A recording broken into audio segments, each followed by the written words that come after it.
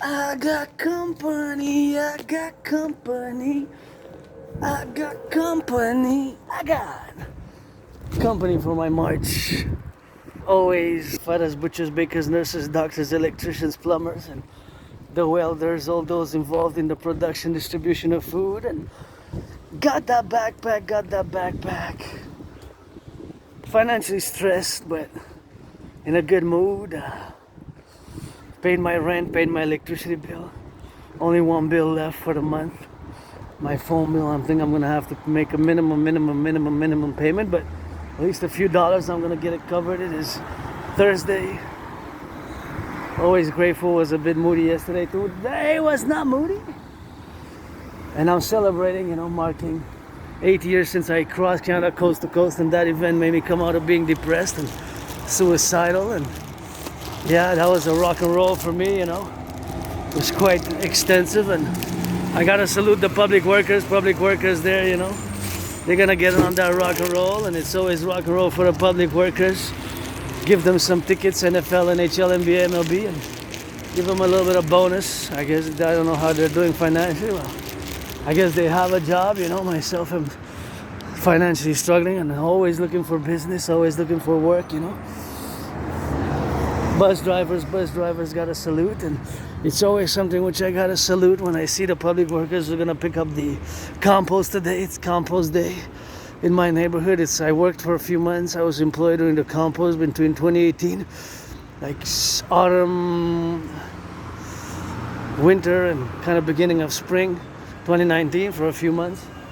So I was the one who did door to door and information and delivered the bins. That was a few years ago, so I'm kind of proud of that, having partaken in the project to bring in the city, just the neighborhood of the city, NDG, Notre Dame de Grace, a borough of Montreal, to bring in the compost. So I take a lot of pride in that work, and I had many jobs, but with Asperger's it hasn't been easy, to have on the go. Gotta turn your heads left or right when we go, and gotta salute the workers there, passing on that and doing a little bit of that rock and roll with it. And I guess they're athletes also, so that's always something which we gotta be on that level of appreciation, appreciation of the work that's being done now across all the North American Collective. And I guess somebody's having some party or whatever the case may be, and that's always good, always love a little bit of that party with that and get that. I'm pretty content, pretty joyful today. It's just I'm financially stressed, My financial stress is, of course, something which I have to see, wait, you're gonna pass, you're not gonna pass.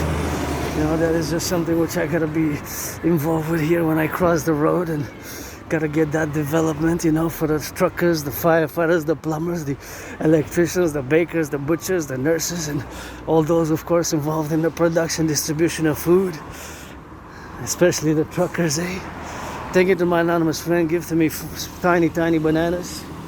I sang a little funny song when I got those gifts, and I cooked. It was best before they had passed. It was 2022, so 3 years from Germany, German egg noodles, and the date of production was actually 2020, in June 2020, the data that their noodles were produced. So that means that they're more than 5 years when they were produced, and they had the best before date.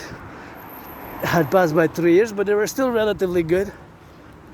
So I try not to waste food, and I was wondering how they're gonna come up, and I have that small video. I guess it's gonna be live at 6:40 or 6:44, either 6:40 p.m. or 6:44. Today is that September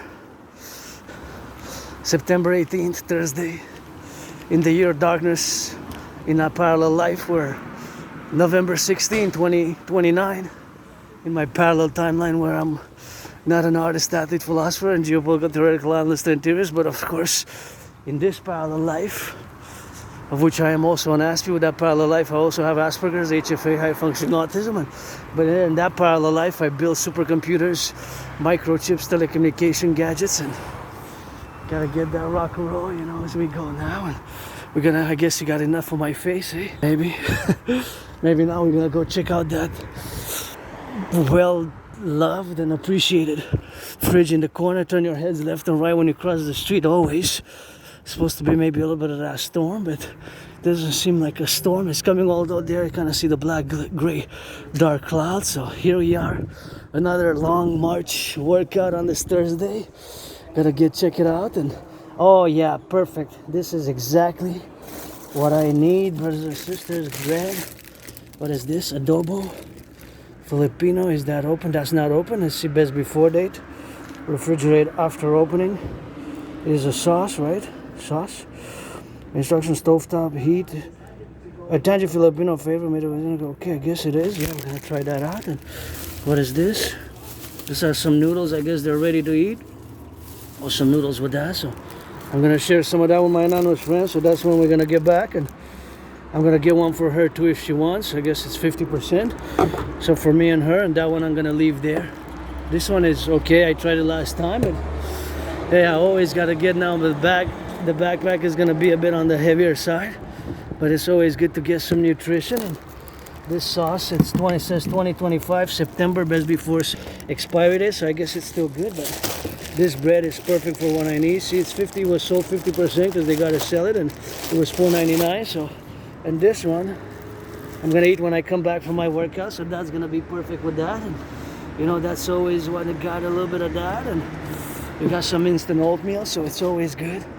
Thank you for those who make the donation, you know, because I am financially stressed. Right now, my only stress is actually financial, economic. Besides that, I'm in a good morale, good mood, you know, and I have been for years. And I had my own share of, you know, depression. I was depressed and suicidal. I'm going to touch on that on the March. But, you know, it's important for me to stress gratitude and regular exercise, regular physical exercise. Sometimes, you know, I remember in the past, years and years ago, in the beginning of my fitness journey, I wasn't feeling into it, and I said results are not coming, and you know, it was stressful and I guess a bit on the painful side. And then when the results kind of came, you know, I started losing weight, and I started losing 20 pounds, 30, 40 pounds, then after 40, and it's gotten on that better side, you know. So that was some experience, you know, when I began my fitness journey after 2017, after summers 2017. And after 2017, that was an event, because before that I was depressed and suicidal. Here we are, got the raincoat just in case, and that's why we're gonna drill it now. And I'm not gonna go change the remote. I discussed with my anonymous friend, if I make $1 million, $1 billion, $1 trillion, I'm gonna give half, either or $1 million or $1 billion or $1 trillion. But yeah, now it's got more than 44 pounds for sure. So now it's military grade, and I'm gonna back it up, and I'm gonna go for that march. Here we go. It's gotten on the. Oh yeah. Now we're gonna get that. Now we're gonna get that. We're gonna get that backpack and make sure it's closed properly on the side. Let's see. On the side here. And that's what it is. And gonna get it now. Gonna go march a little bit, and my anonymous friends and all my great family here at the North American Collective, you know, I gotta give some salutation. Thank you for the donation. I really appreciate the food, you know, it's something that I appreciate. And I see somebody's putting my words that I just said into practice, doing a little bit of that workout, training and exercising, and it's something that's so super important, you know, to get it on that go with that. And that is something which we have to be doing together in all the left and right spectrum here, as we are, you know, ourselves a bit weird, odd, eccentric, and strange, because we are on the spectrum. Basically, I have autism, HFA, high functioning autism. It's considered a milder form of autism, but it's of course also known as Asperger's syndrome. But I've been learning to manage it, and it's something that was hard for me to accept, but I've been diagnosed for many. I'm gonna go into it in a bit. I just wanna finish my gratitude, and oh yeah, I think we're gonna go right into the sun. Just gonna pass by this garden here. Oh yeah, what a beautiful garden. Isn't this just gorgeous? I love, thank you for the workers who put this garden up. And oh yeah, I'm gonna stretch in the sun, and we're gonna go by the other side in the sun, because That's where we're heading now. We're headed to the river this time. To the river towards the sun we're gonna go, but by the parallel side I just want to pass to see these beautiful flowers here, these ones, because they always embellish my marches. And I wonder how much rent is here. I wonder, they used to have the for rent sign. They used to have the for rent sign right there. I guess they took it off. I'm not planning to move right away. I can't afford to move, and I gotta say my gratitude, because where I live now, it's way better than where I used to live, still on the island of Montreal, you know.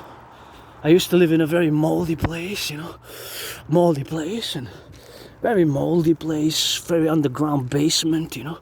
It was a mold underground basement, and lots of mold, and it was underground. And I moved, I thought it was 2016, it ends up that I moved in 2015 July, so I've been living where I live now for 10 years.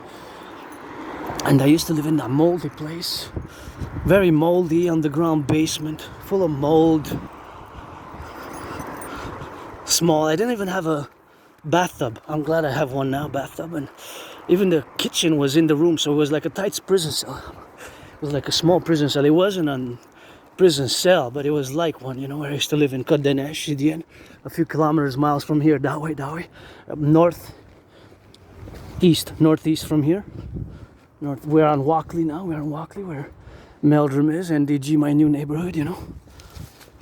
Meldrum, NDG. I applied a few times in the past during COVID for some work with them, but when they got back to me a few times, they said, we're not hiring now, get back to us. Then I got back to them, they said, not for the moment. So I think I was on and off for the past 3.5 years, like 4 times with Meldrum, the movers there, but maybe one more time. Said, wherever on call, part-time, and XYZ, because you know, with my condition, it has been hard to maintain long-term employment for unfortunately. But no need for, I don't like people, but just not that I don't like, it's just that, you know, because of Asperger's, I kind of react, our brains, myself as an individual Aspie, our brain processes information differently. So when somebody says, I'm sorry to hear that, I retort, why are you sorry for it? It's not your fault. It's just where it's, you know, I know it's a way of conversing socially. It's just that socially, in the social conversation, we just don't process information the same, eh? So it's something that I always have to work on, because we have to build the bridges, because myself, I don't have, you know, antagonistic feelings. I don't have antagonistic feelings versus anybody, you know, who's a neurotypical, which most of the population, you fall under the neurotypical umbrella of the and us, we're neurodivergent, and so I don't have antagonistic, negative relations, you know, or feelings or intentions whatsoever. We have to build bridges, and whether we build small bridges, medium-sized bridges, extra large bridges, or large bridges, small, medium, large, or extra large, whatever the categories of bridges we build, you know, that is something which we have to build. I guess I'm just saying that, just like when you order food, you know, when you order a coffee or fries, you might order small, you might order medium, you might order large, you might order extra large. You might order extra large. So those 4 categories, within those 4 categories, well, of course, those 4 categories can have subcategories, but that is generally what it is. So small, medium, large, or extra large. Even now, somebody is ordering a small fry or a small coffee or a big coffee, large, or extra large. So there's 4 categories, right? Usually for coffee or fries at a fast food or at a coffee shop. You order small size coffee or fries, medium size coffee or fries, large fry, coffee or fries, and extra large. So that is just, of course, what we gotta build. Within those 4, of course, there are subcategories. So, of course, there can be subcategories with that, you know. So that is just something where, of course, we have to build together in the composition, of course, of where we are now. So, of course, all the composition where we are now is that we gotta build those bridges. Those bridges have to be built. So it's not something that is just one way building, but it takes a bi-relation, you know. As I am marching now in a meditative state, I'm with a question, I guess, for the Imperium, Draconis, Legionis, Servitium. Is Canadian and United States economy kind of parallel, facing very much parallel difficulties, tough times, with growing cost of living, inflation, and other problems? My question is, and of course a possible prediction is that there's a possibility for both an economic, financial, commercial crash in Canada, United States, stock market crash, and to occur between October 22nd and December 3rd. And December 3rd. And December 3rd. So between October 22nd and December 3rd in Canada, United States. So that is a high probability, high chance of its occurrence. As you can see the beautiful sky there. So I'm just saying it because also be between those dates that China might invade Taiwan. That China might invade Taiwan. That China might invade Taiwan. So that is a possibility. So we're gonna get into the geopolitics, as you know, I'm an independent geopolitical theoretical analyst and theorist. And of course my geopolicies and ideas, of course, it is something which we have, of course, to do, and the possibilities, of course, where we are now, and to get it on the congruences, of course, of the implementation, of course, of all the things which we are. And that is, of course, all the compositions where we are. You get it on the XYZ, and that is something which we have to be doing and looking at the sun, you know. Look at that. Isn't that just a majestic plurality? You see it? And that is something what we have, of course, to be, you know. That's just something which we gotta do. Beautiful, beautiful flowers there, beautiful flowers there. Gorgeous flowers, I just love them so much. That corner there is just awesome. That corner there is just awesome. That corner is so awesome. Really nice. Here you gotta be careful because the cars can come, and you can of course turn your heads left and right and left, because sometimes they can come fast. So my auntie there is a bit on the, gotta watch out, auntie. Gotta go on the side, dear, because cars, you know.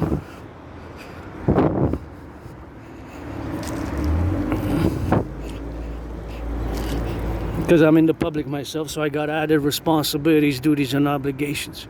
I got responsibilities, duties, and obligations in the public. If I would have stayed home, I could have lounged naked and just continued to do what I did for hours already this morning, was do geopolitical analysis of events, you know, such as the Trump's visit to the United Kingdom, the new deals and the new signing and agreements, whatever it was. You should get off the bike. I think it's best if you get off the bike, but that's just a security analysis. Just why you traverse here and then you get back on the bike, because it's restricted and you have the cars.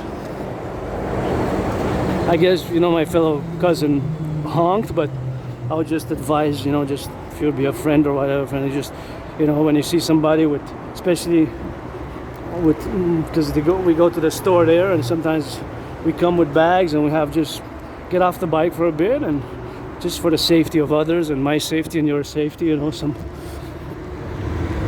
common. And I wish I could paint this yellow, blue, green, purple, just some beautiful colors. That would be so nice. Every time I pass here, I reimagine this. I could do volunteering, I don't mind it, because I am physically active. I love physical activity, and I guess a little bit of vigor, but just to paint here underneath would be so nice for the rehabilitation of the North American plateau. You know, North American Collective has, of course, certain circumstances which we have, of course, to do. So, of course, the civilizational complexes with which we are, of course, integral in the spaces, of course, where we are now, to be on the go. So that is sometimes which we have, of course, to do, you know. So that is, of course, something which we have, of course, to do. And that is also the civilizational complex where we got to get doing now, you know. And it's a beautiful blue here. Beautiful blue, and let's see. Yeah, we're gonna get it towards the sun. If there's clouds, we're gonna go by that way, eh? If there's clouds, I guess we're gonna get a little bit of sun. So we're gonna traverse and go in the sun. What's this? 2nd of November.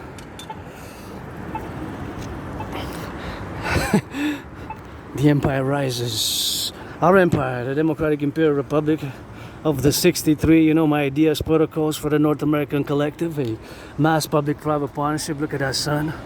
My Pope, the King, the Sun, and now it's getting a little bit on that rock and roll. And gotta salute the firefighters, butchers, train conductors. Let's get that NACWP, North American Collective Workers' Party for the Democratic Republic of the 63. And it's a possibility that by the time we do get voting on November 2nd, we have a major political upheaval and economic crash, because things are getting worse. They're not getting any better seemingly. And I'm no expert in economics, finance, but paradoxically, because geopolitics is my field of knowledge, wisdom domain, and I'm an independent geopolitical theoretical analyst, theorist, philosopher, and strategist. I develop strategies for the North American collective civilizational complex and for NATO.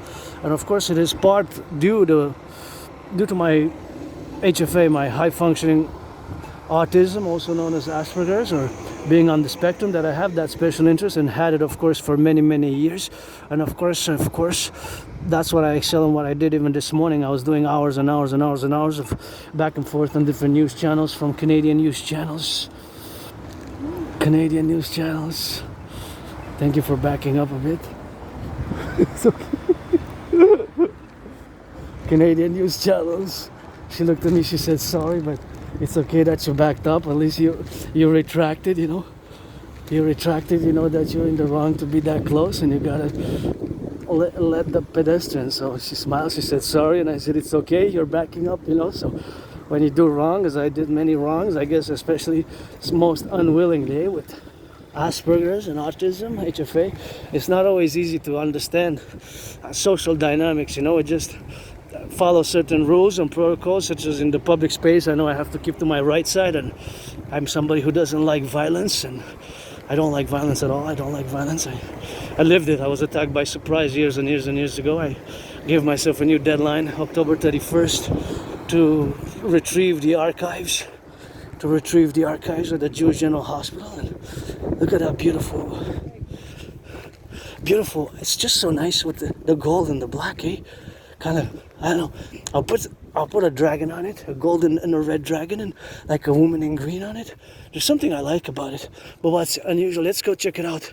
So this is an Aspie thing, autistic thing. So we sometimes focus on those little details. So I don't ever seen a bus that has these specific 5, see 1, 2, 3, 5. What is the purpose of this? It's kind of cool, engineering-wise. And you can see there a little bit of that. And engineering-wise, you can see, I see Sprache. Sprache is to speak. Eber, from Sprache, the verb to speak in German. And it's Rockland, M.A., Rockland. How you doing, Rockland? Massachusetts. With too many S's on that one. Too many S's. I always have trouble with Massachusetts, but Summer Bus Touring, Rockland, M.A., U.S., and I kind of like how it's done. I guess it's got the purpose on that. That's just an Aspie thing. Sometimes we focus on these weird, strange details, And these weird, strange details where somebody would be like, huh? I didn't even quite notice that. Yeah, it is Massachusetts. Massachusetts. See? Massetts. Massachusetts. Yeah, it was M.A. Rockland. Hey, how you doing, Massachusetts? Too many S's, too many T's. My tongue just swirls over them, so you gotta get that going with that. But hey, salutations. Somebody making love in Massachusetts, in Rockland, hopefully. Message for Rockland always for the 63. Hug like you never hugged before. And a beautiful red Mustang here on the way. And whoever driving it is nice, lucky, because it's red, my favorite color. But I want to get my favorite car. And if I ever get one, it would be an electric one, practical, but it would also be a Cadillac, 1963 Cadillac. And this is a new gym here. I guess I go in the gym. I can't afford a gym membership, but it's always fun to see people working out. I have been working out for many years now, and I lost between 80 and 93 pounds. And I always say, oh, it's closed. Ooh. No, you can't go through there. They closed it because of public works, so you're gonna have to go around it. That's okay. So, just going to discuss a little bit on autism. Because I was mentioning that I was attacked by surprise. I survived a vicious surprise attack years ago, and I have to go to the Jewish General Hospital because that's where I went, because I was bloodied up, and was hit in the head, and a few times banged in the head, hit my head on the concrete in the Montreal Metro, and of course had a dislocated right arm, right shoulder. And I guess somebody didn't want this one, so I'm gonna take it. September 21st. It's maybe strawberry. And is it Canadian made? Okay, thank you. Handcrafted since 2004. I'm not. Yeah, it says kind of. It doesn't have the Canadian one, but it could be kind of United States, I guess, because it looks like it is. But yeah, it is. Well, that's the kosher signs. Health Canada, so I guess it's Canadian. Today we're the 17th, so it's good for 4 more days. See, 4 more days. That's good. We're gonna bag it up, and it's gonna be a little treat, you know, a little treat for when we get back. You know?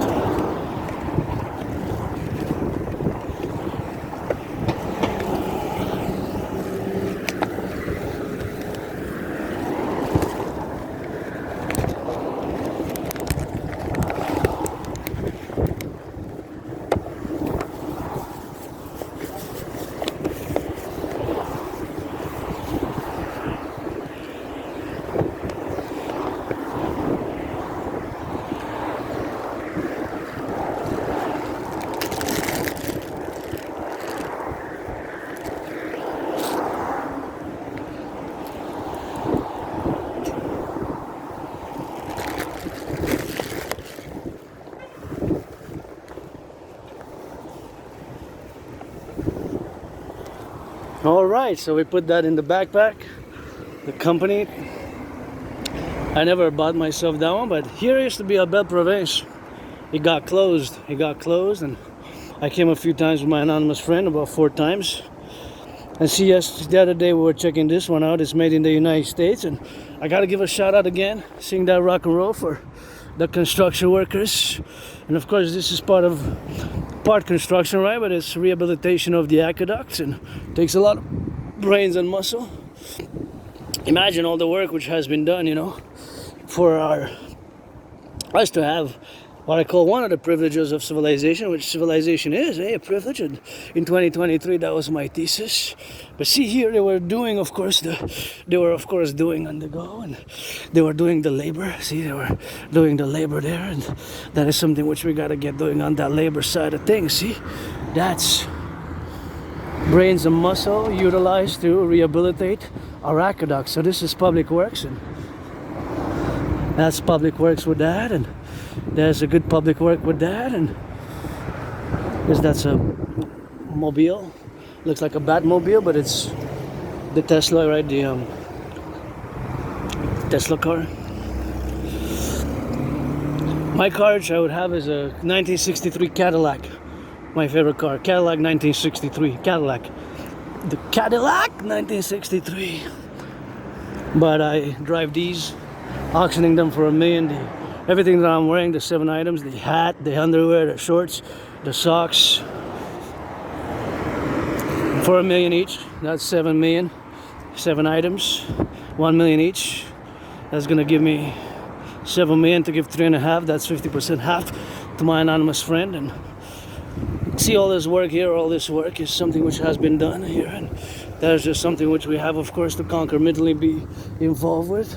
To salute, all the work. Think about it, just to have running water, to have water to shower, to have water to wash the dishes, washing the dishes, all this is thanks to the workers of the past and thanks to the workers now, today, who rehabilitate all the aqueducts for the rehabilitation there of the aqueducts, see?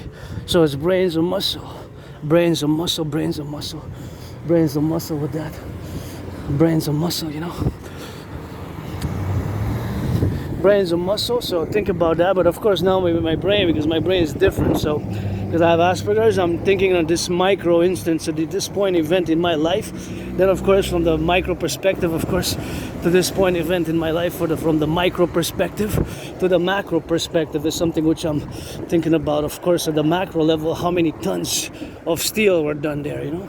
So many tons of steel were done there, and of course many tons of steel were done in the conquer missionary, of course, to get done underneath the ground here, underneath the ground. See, underneath the ground, by tons and tons of steel, tons, like in the quantity, tons of steel, tons of metal, tons of plastic, right? Tons and tons and tons, and so weight and length, right? Because it's length, feet, yards, meters, kilometers, all across the 63, the 10 provinces, because it's always for the 63, because this Canadian Quebecer was born in the United States 3 times, post 76, was born as a woman once, and twice as a man, served in the same United States Armed Forces, 2 different wars. The wars were 156 years apart. 2 different wars, the wars were 156 years apart, and of course we gotta salute our firefighters. Gotta get on that salutation. Gotta watch it there, big pothole. Oop. Gotta get it with the wheel there. Big pothole, see? It's got that big potholes there to get it on the go and get your car in the potholes. And that's just something which we have, of course, to meditate, of course, in all the civilizational complex which we are now, you know, for our salutation of the firefighters. Somebody making them some good loving, you know. Playing on that black and white and rainbow. You gotta be 18 plus for this one if you want to come make loving with me, you know. Otherwise, stay away. Don't come too close and keep your distance, I guess. My rent's paid, electricity bill's paid. Got food and coffee. I'm running out, I guess.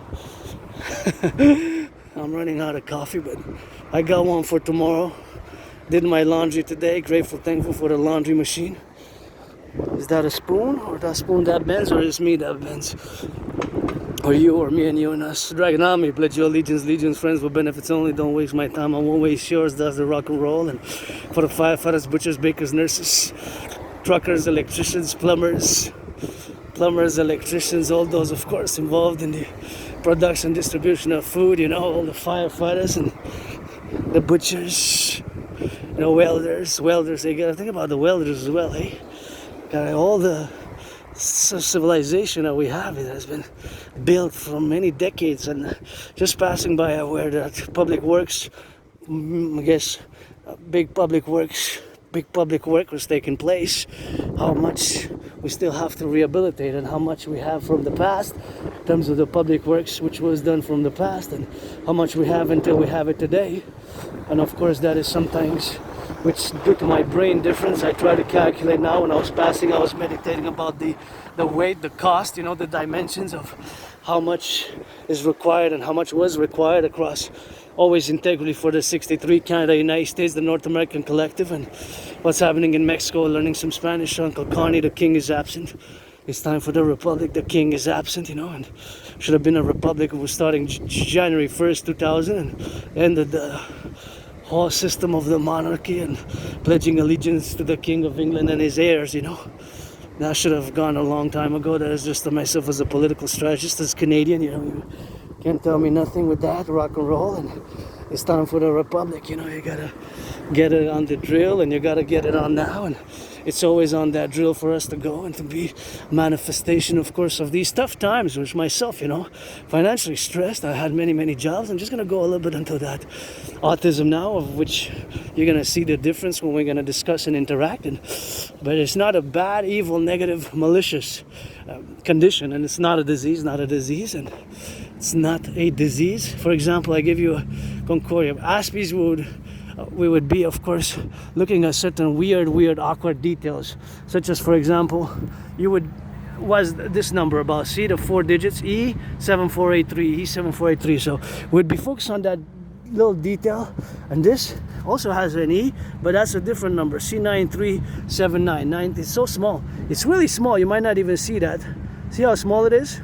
But me, I gotta get close to it, and I see that's an E, 9379, and there's another E there, but there's also a PN in front of it. See, there's a PN in front of it. If you see PN in front of the E. E7286. This one's E97. This one E. So they're all of them have something in common. 4 digits.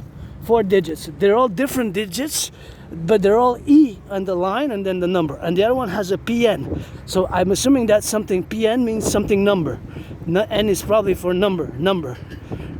So see that small, how small it was written? I guess with somebody would have been nearer to people who said, bro, I didn't even notice that. To be honest, it was so small I didn't even care about it, didn't even notice. No, I'm not a conspiracy theorist, no.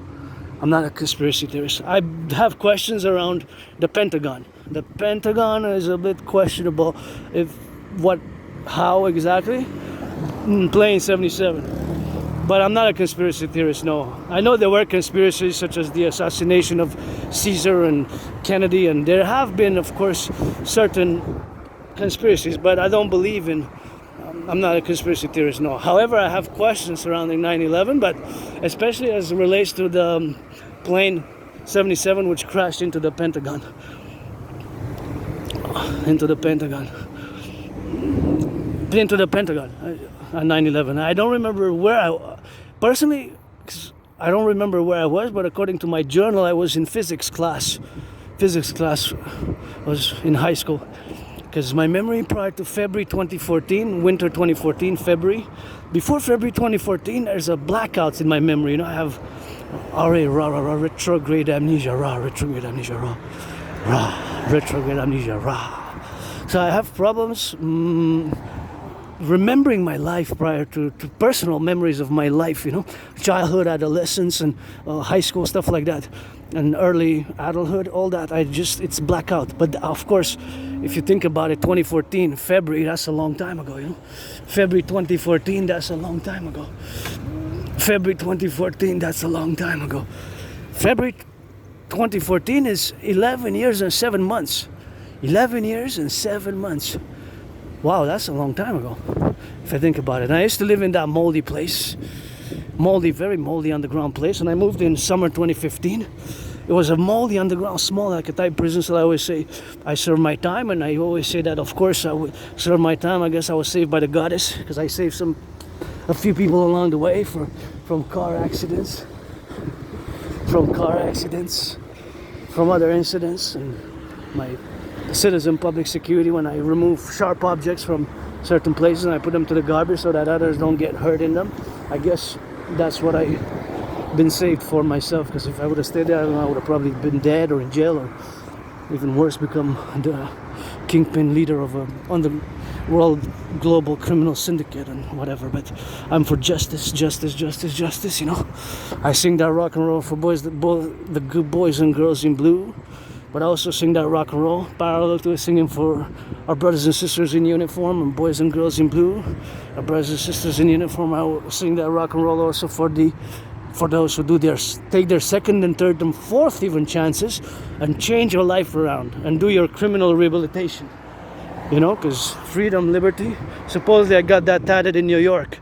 But again, my personal life, my memories, and memory loss doesn't affect knowledge, wisdom of linguistic skills. Skills, knowledge, and linguistics and mathematics are not affected by personal memory. I just remember living in that moldy place. I don't even know how long I was there in Côte des Neiges, on Clan Ranald. I used to live in Côte des Neiges, and it was a moldy place on the ground and full of dirt. But it was dirt, it was more mold, you know. It was more mold. So it wasn't really dirt. It was more moldy. So it wasn't dirt really, it was mold, you know. Yeah, mold. Yeah, so that was, I moved in 2015. And that's how I rock and roll with that, and that's how we gotta get it on the go. So that's why I live here, and I live joyously but financially stressed, and I was depressed and suicidal. You know, I was depressed, suicidal, and when I crossed Canada, so actually I'm celebrating today 8 years since I crossed Canada coast to coast. 8 years ago with my anonymous friend in August 2017 we went to Nova Scotia, Vancouver. So August we went in Vancouver, BC by bus. It was 3.5 days, and then in 2017, this was 2017, in September we went to Halifax, Nova Scotia. And I have the tickets. I'm auctioning them for $1 million to give half to my anonymous friend, and tourism has definitely been great. And see, we get that train and see how my brain now works, because I have this HFA, high functioning autism, of course. I meditate from a geopolitical perspective, this point event in this time, that how vulnerable our transportation systems and highways are because of what the DMAA proves. The DMAA is, of course, my theory, philosophy, working tool for NATO as the consequences of us NATO member countries getting involved in conflicts which are not NATO related. So that is a theory which I discussed in the past, and a theory which I'm going to discuss furthermore. And here we press the button here. See? Here we press the button and see how the train works. That's the red and white, and see, we got the parallel train, and we got to salute the train conductors. Always now meditating about their well-being of the trains. And you see how some of our trains are across North America. In 2023 they merged, and they have to rehabilitate. They're honking because see, they got that, they're supposed to turn on the right side. Now you can turn on the right side, but they're not turning, so they're waiting. They're honking, and they have the 4 cars, 1, 2, 3, 4, 1, 2, 3, 4. They have their flashes because they're supposed to cross there now, turn right. See, this car is supposed to turn right. See, that's why they're honking. See there? You can turn right now. You can turn right, but they're waiting to go straight. So what they did is the mistake. They did the mistake. I'm driving matter. I was wondering if I was getting honked, but it's not me. It's because they're waiting to turn here. See, and the light is from here. They can go like this on the line. So that's why. See that line there? That's why this car here is getting honked, because they did the mistake of staying on the first lane. Because if you stay, you have 3 lanes. See, 1, 2, 3.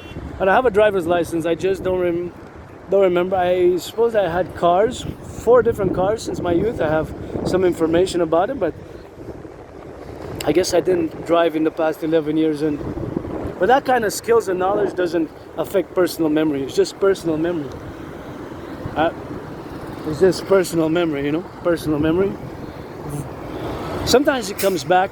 I guess I'm going to retrieve my archives from the Jewish General Hospital. I gave a new deadline, 31st of October, to go and see when was that date. I hope they still have it to tell me on this date I went to the hospital. So that means that around that time when I went for my dislocated right shoulder, an arm was dislocated, and yeah, I was attacked by surprise. I survived a vicious surprise attack. I was hit in the head, hit my head on the concrete, and I don't like violence. I'm just hyper vigilant, you know, very hyper vigilant, I guess.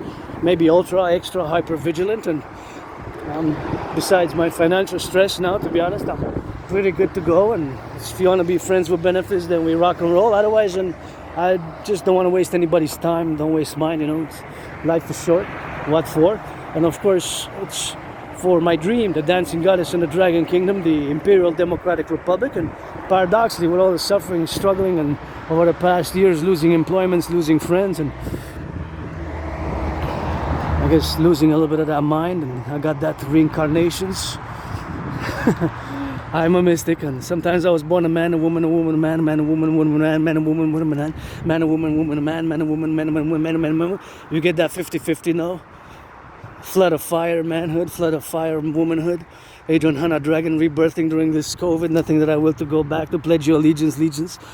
I pledge to the empire of the people who come to join us here in this new civilizational collective. And what are we going to do together? We're going to get great joy and have great hope. You know, we're going to get our act together and heal together and get it on the go with that, and get it on the transmission side to get that line, to get a new world order for world peace and a community here from the North American Collective. And I think this is the one or the other one. Either or we have to cross, either or we take on this one or the other one. It's still going to be good in the sun. We're going to march by the sun. And now getting a little bit of sunshine always quadruples my smile, you know. Like to position myself in the integral aspect here. See? Oh yeah. Here's the best place where I can get some sun. 1, 2, 3, 4. Yeah, this is a great place to get some sun, but the problem is I'm also getting a little of that pollution, you know. Always getting a little bit of that pollution, which is not that great, but of course I'm going to balance things out for the left and the right, and in the middle of the pillars, the democratic republican empire of our truly collective. Of course, that is of course the situational awareness now that I'm different and I have to work on building these bridges from now on for the future. And you know, I've been diagnosed, I'm part of the 50% who are not officially diagnosed with autism, HFA, high functioning autism, and Asperger's, but of course I do have it, and I'm part of those, the 50% who's not unofficially diagnosed. So HFA, high functioning autism, and which I live with, is again not a disease, not a mental illness. It is a neurological mental divergent condition which makes one predisposed to special interests, and of course those special interests are concomitantly in the situational awareness that this position, of course, that we are now different, and of course this difference is something which we have, of course, to be concordiate, and in concordiate to be, of course, where we are, of course, of the situational awareness, where we are now, of course, that is, of course, the point in time, this event, where we are now, of course, where we are situationally aware of this difference, and thus to position ourselves in situations where we converse with neurotypicals, we have to always be aware of that fact. As my anonymous friend with whom I traversed Canada coast to coast in 2017, that event changed my life. Before that, for like 3 years, since like summer 2014 till summer 2017, so for 3 years I was depressed and suicidal about it. I almost took my life, but crossing Canada coast to coast, I had a revelation. I said, so many things to see, to do, and I traversed Canada coast to coast, and having traversed Canada coast to coast, of course, that was my traversation when I traversed Canada coast to coast, and that was a great awakening for me, you know. I came out of depression because I kind of had a revelation when I was crossing Canada. When I reached Banff, I guess that was my it moment. I said, wow, such a paradise of a country we have, Canadians. And what is to be Canadian is, you know, it's an ethos, it's a new nationality in a way. We comprise a new national ethnicity with my brothers and sisters in the 50 states in the USA, because we're a new civilizational complex. So I always say I'm Canadian American by becoming, just like people we became, and we're also becoming furthermore a new collective civilizational complex. We're not totally divorced, but we're distinct from Western civilization as a philosopher, you know, who we are today, and all this great country which now is going tough economic, social, financial times, and much of the world is also tough times and now post-COVID, and I guess we're still reverberating from COVID, and even we're reverberating from 9/11 as well. It's just past the anniversary last week of 9/11, and it's something which myself, I guess I live with my trauma, my scars, my surviving being depressed, and I guess till the end I'm gonna live with the Asperger's, the autism, and being androgynous, pansexual, also part of the LGBTQ community, and just the only stress now, and it's financial. Money is to buy, sell, you know. Money has a purpose, you know. Money has a purpose to buy, sell, to construct, and capital needs to be injected, and we need my DRT absolutely. So I'm just gonna take a few minutes and say, yeah, I'm gonna go. I gave myself a new deadline, both to propose again to my anonymous friend and to go to the Jewish General Hospital to retrieve my archives. When did I go? Because I just don't remember the dates. You know, I have a very, very good memory, but when I go back before February 2014, there's a blackout. You know, like retrograde amnesia. So I don't know if I was a junkie. Maybe I was doing hard drugs. Providence always for the 63. We're gonna fuse for the empire of the 63. Perpetual our super states, let it rise and let it be, coast to coast, ocean to ocean. Ad mare, ad masque, ad mare with a pluribum unum. Ad mare, ad masque, ad mare with a pluribum unum. Ad mare, ad masque, ad mare with a pluribus unum. Ad mare, ad masque, mare with a pluribus unum. And the third one for the 21st century. Nobody's born a dragon, not even myself, you become one. Imperium Draconis, Legionis Servitium, Imperium Draconis, Legionis Servitium. Imperium Draconis Legionis Servitium. Imperium Draconis Legionis, Servitium. So, yeah, double deadlines, triple to clean my room again. I clean it every week, but yeah, I gotta do another big one, and maybe I'll find my birth certificate, because I have a high school diploma, I have other documents from where I used to live, but I can't find my birth certificate. Well, I know I could have been born underground, the Pentagon, Washington DC. Maybe I was born in the Pentagon, underground cyborg. I wouldn't know, right? Maybe I was born in Lugers, Transylvania. Maybe I was born in here. I died here on the island. I'm being reborn here. That's what I can tell you 100% about the past 11 plus years. I died right on the island here, and I'm being reborn. And I moved there where I live, where I am now. I moved there with nothing. I don't even think I have everything that I have. A lot of things I have are secondhand, and my anonymous friend, which gifted me great things, and it's been quite a ride and healing. And I guess what doesn't kill you sometimes makes you not only stronger, but maybe even stranger.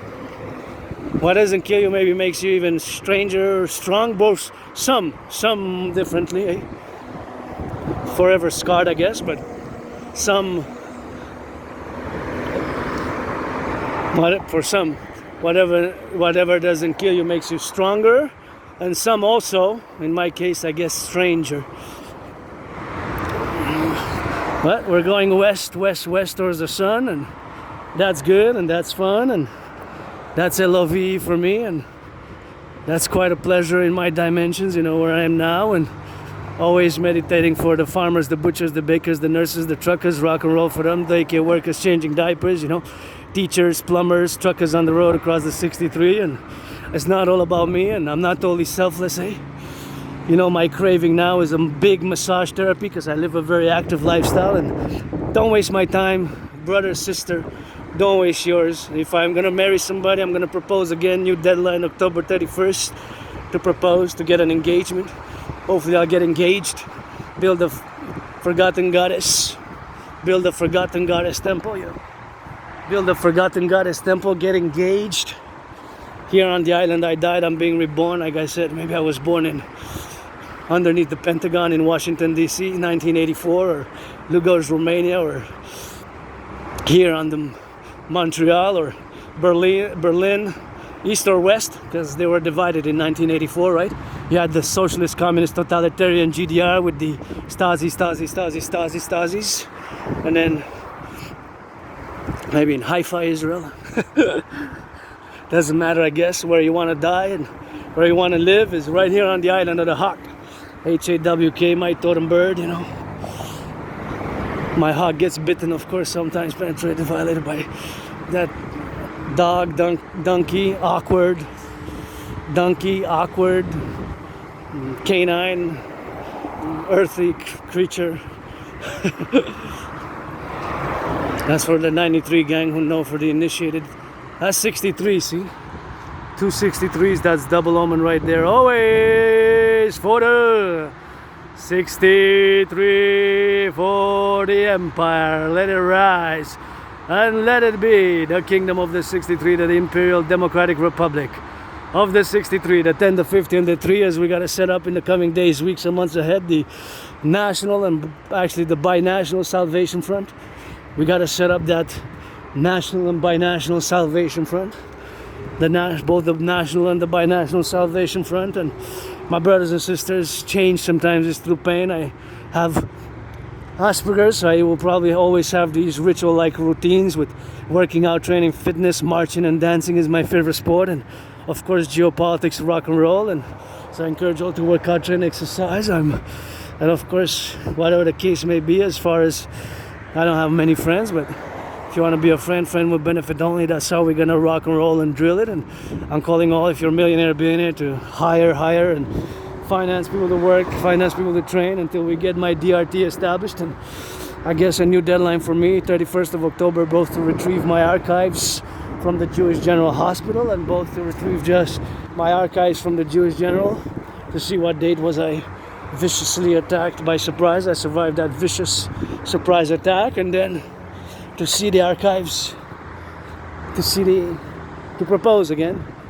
a marriage proposal to propose again, and that's how we got here now, and that's how we gotta get on the drill as the sun sets and rises. Every second the sun sets, rises, and now we're gonna drill a little bit into Asperger's because it's important, and my fellow autistics, of course, Aspies, being an Aspie, of course, and gotta thank my anonymous friend for gifting me 2 books on autism, and one specifically, not out of those 2 books, but those 2 books were gifted, which have chapters on autism, but one book specifically was loaned 4 times because it was a library loan, and I recommend to all. It awakened my own dynamics of my mental faculties, capacities, and my difference to how I am different vis-a-vis, and of course it is appreciating Asperger's syndrome.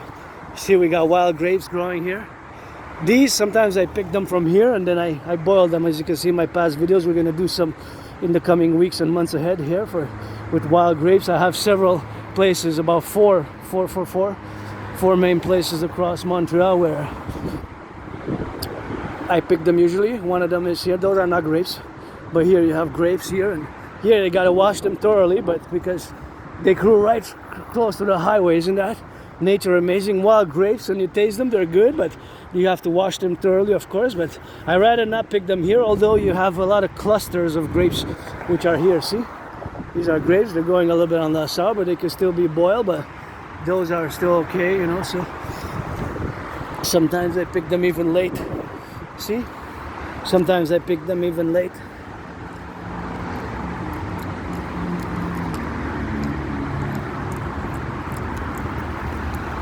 See, wild grapes. These are all to pick, but you gotta wash them, eh? These are okay. See.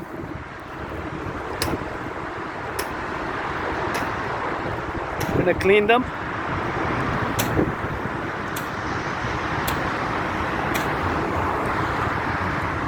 Those were okay because they were clustered, protected by the leaves. So, wild grapes from Montreal. Interesting that they grew here, but imagine in a thermonuclear war type of situation, right? Thermonuclear war, these grapes, all the grapes there, they will survive, or worst case scenario, post World War III, you know, or during World War III, or a few years into World War III, I guess.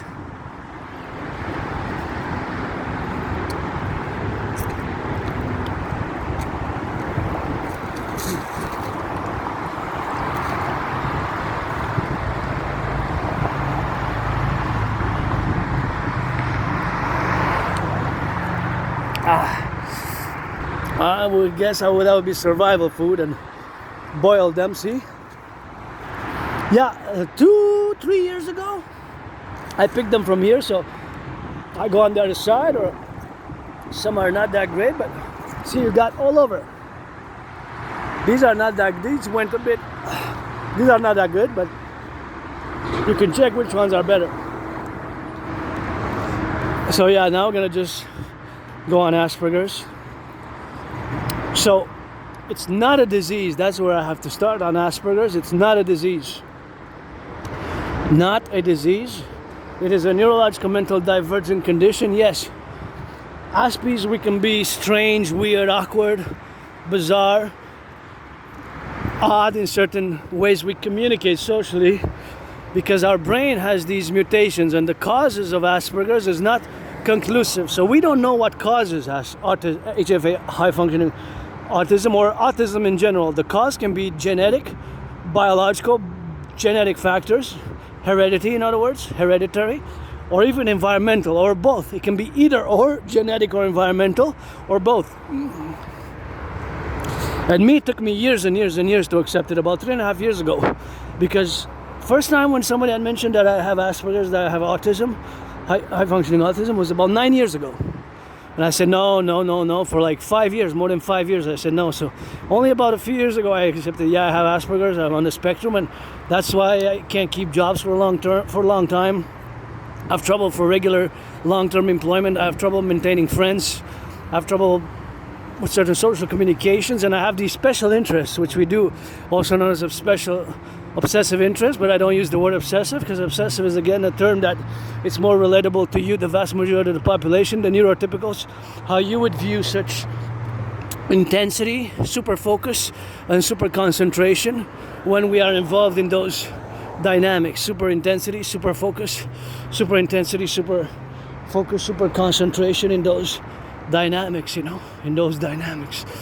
So when you see that, of course, those dynamics are, of course, coagulated in the social sphere where we are now to be good, and of course to be in that domain where we are in the plurality, in the social circumstances where we are now, to get it on the do and getting for us to know our difference. And this difference is not bad. As having Asperger's is not being an Asp, is not being evil, bad, negative, malicious, anything to do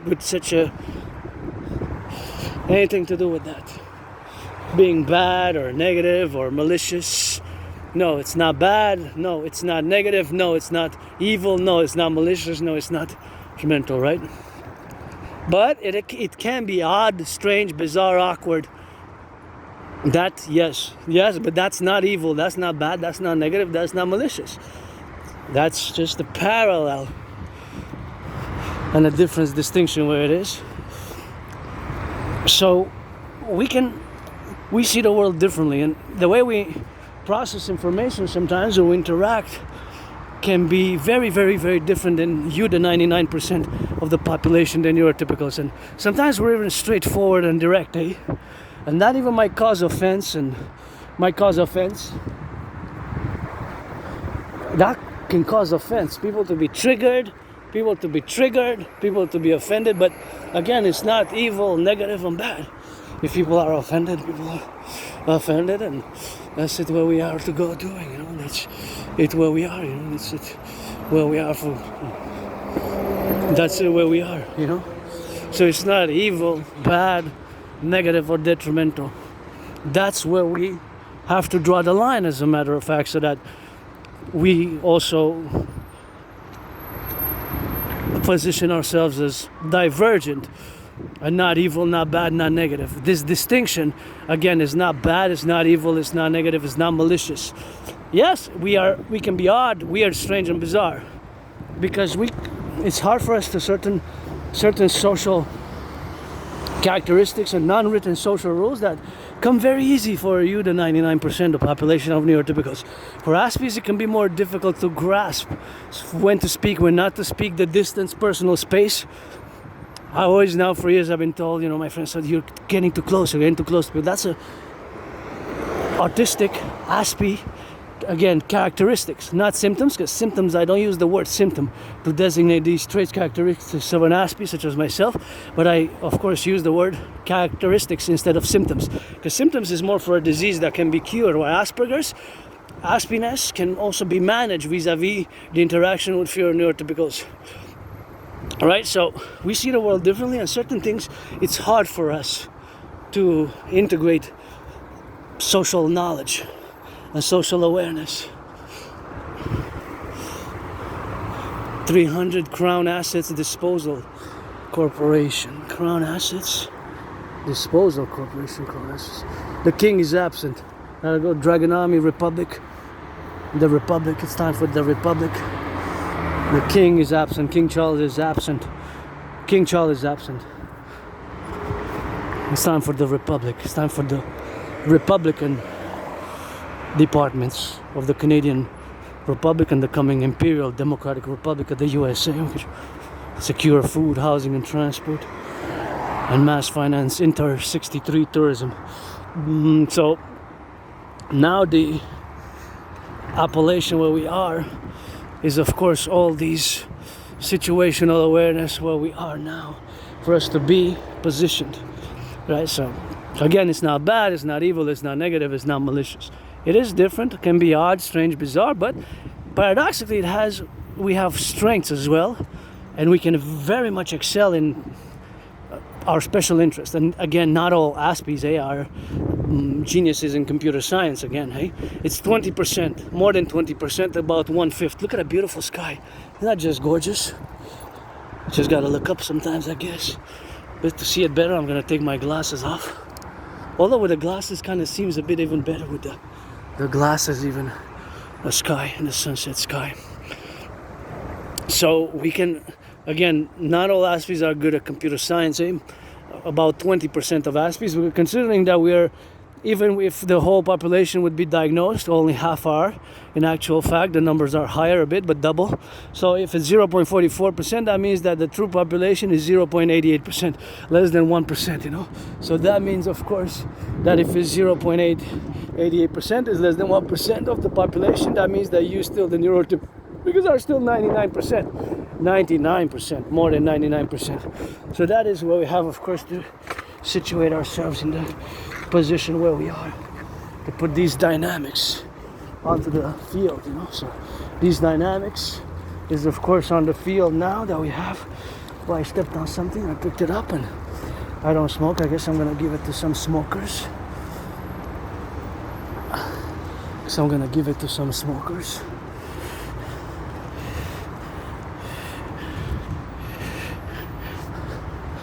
He does it.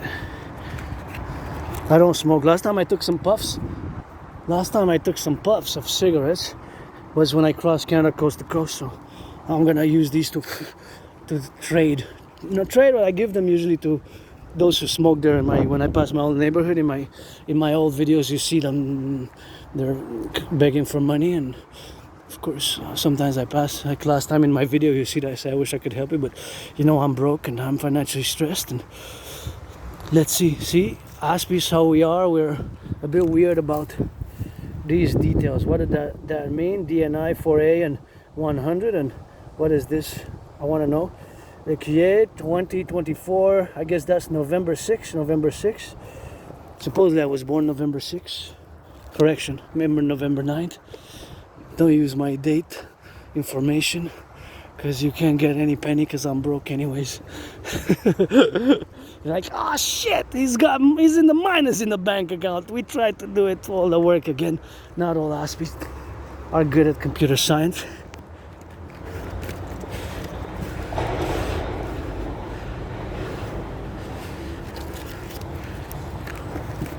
Not all Aspies are good at computer science, eh?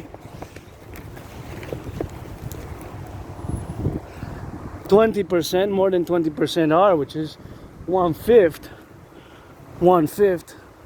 Saluting the public workers. What you're doing, that public work here is super important. You know, all the building of the public works, how they do it, and all the fractions that they do with that public work, super important. And gotta get it for that left and that right and that median here. And just gonna drop something here.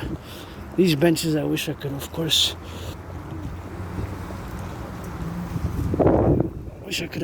put the benches up here and do a little bit of that cleaning with the benches. And see, we got it here, man. We got it here. And the public workers, thank you, public workers. Imagine all that brains and muscle to build it.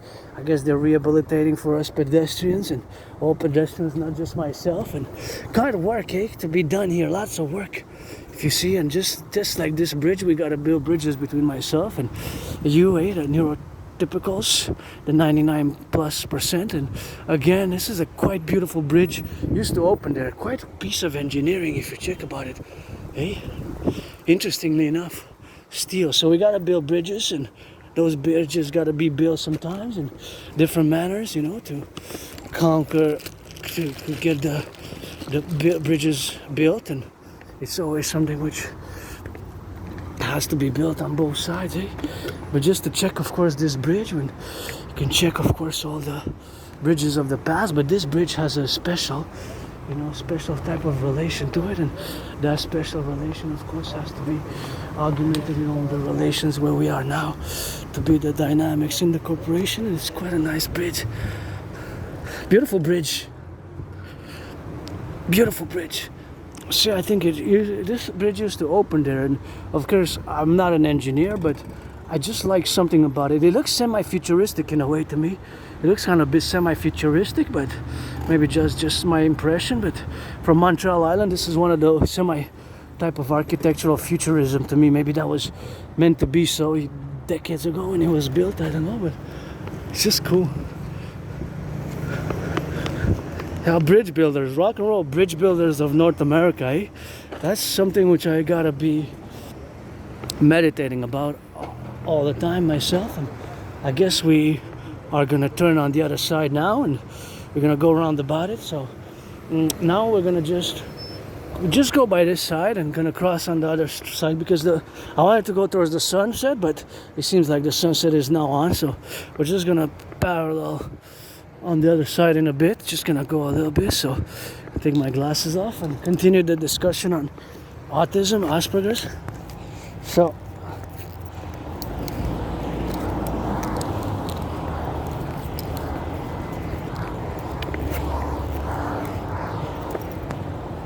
Asperger's, it is a neurological mental divergent condition. It's not a mental illness. In certain things, we are more weird, awkward, bizarre. The way we process social information and social cues and social awareness can be more difficult, you know.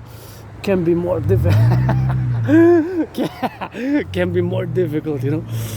Can be more difficult, you know. That is what it is with that, and that is what we gotta get doing with that. So it can be more difficult for us to process it, and that's why I gotta thank my anonymous friend again for giving me renting 4 times the book from the library called Appreciating Asperger's Syndrome, because it's a book that's so valuable. It has been so valuable to opening my eyes how I am vulnerable. Turn your heads left or right before you cross the street. Turn your heads left or right before you cross the streets for your safety. Do the 180 3 times, both to the right and to the left, so you can cross safely. 3 circles, I guess. So it opened my eyes to my own difference and vulnerabilities, and how I can be awkward, weird, and bizarre, and this can be taken advantage of. So I am working on those vulnerabilities and to be aware, you know, because Aspies, we serve a lot of Aspies, we live abuse, and we have problems, but we also are great at certain things. Again, no, not all Aspies are good at computer science, only 20%, but that, relative to you, the 99% of the neurotypical population, the ratio is much higher, because only about 2 to 3 to 4% of neurotypicals are very, very, very, very good at computers, right? So compared to the 2 to 4% or 2 to 5%, right? That's the range, about 4 or 5% for neurotypicals who are good, very good at computers, or super good at computers, between 4 and 5% of the neurotypical population, or between 1 and 5%, or between 1 and 4%, something like that, below 5%. But for Aspies, it's more than 20%. So that's 1 under 5. So the ratio is like more than 4 times higher. So let's say for every computer genius who is neurotypical, there's 4 Aspies, although we're a tiny population of the fraction. So that's mathematically, you can see the big distinction, the fraction of the proportion. Mathematical proportion is much higher. Or variation is much higher, the proportion, right? 4 times, even more than 4 times. But myself, my great strength lies in geopolitics, rock and roll, and sports and fitness, although dancing is my favorite sport. And you know, I'm a man, woman, I'm a woman, I'm a man, I'm 50-50. And priestess, dragon of the empire, priestess, got those trillions of kisses from the goddess, and I was born many past lives, many incarnations as a woman, and I was even the oracle at Delphi, the priestess, oracle Pythia, who orated the great Rithria to Lycurgus. I was the priestess Pythia, who orated the great Rithria to Lycurgus. And if you want to know about reincarnation, you just got to read George Patton's poem Through a Glass Darkly, where he states his reincarnations, because he had visions himself, like I had when I go top the mountain and back. Of course, he was born, he mentions only his male incarnations when he was born a man. But to tell you that, read Through a Glass Darkly, one of my favorite poems, George Patton, Through a Glass Darkly. And of course, he didn't mention there that he was actually my wife about 2,600 years ago in a past life. He was my wife in a past life. George Patton was my wife. I was his wife also in another incarnation. So we were husband and wife and husband, me and George Patton, in previous incarnations. And rock and roll, I served in the United States Army twice, 2 different wars, 156 years apart. And that's how we got rid of that beautiful garden there. And maybe gonna give them a call to see if they're hiring. 514-551-0155, you know, part-time or on call, you know.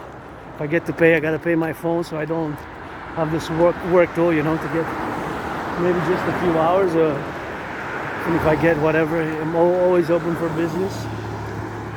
Dancing, rock and roll, fitness is my main thing. And somebody put the Habs, see, we're in Habtown, reduce the costs, and NHL, NFL, and NBA, MLB, support Aspies, You know, Aspie, I'm an Aspie artist, athlete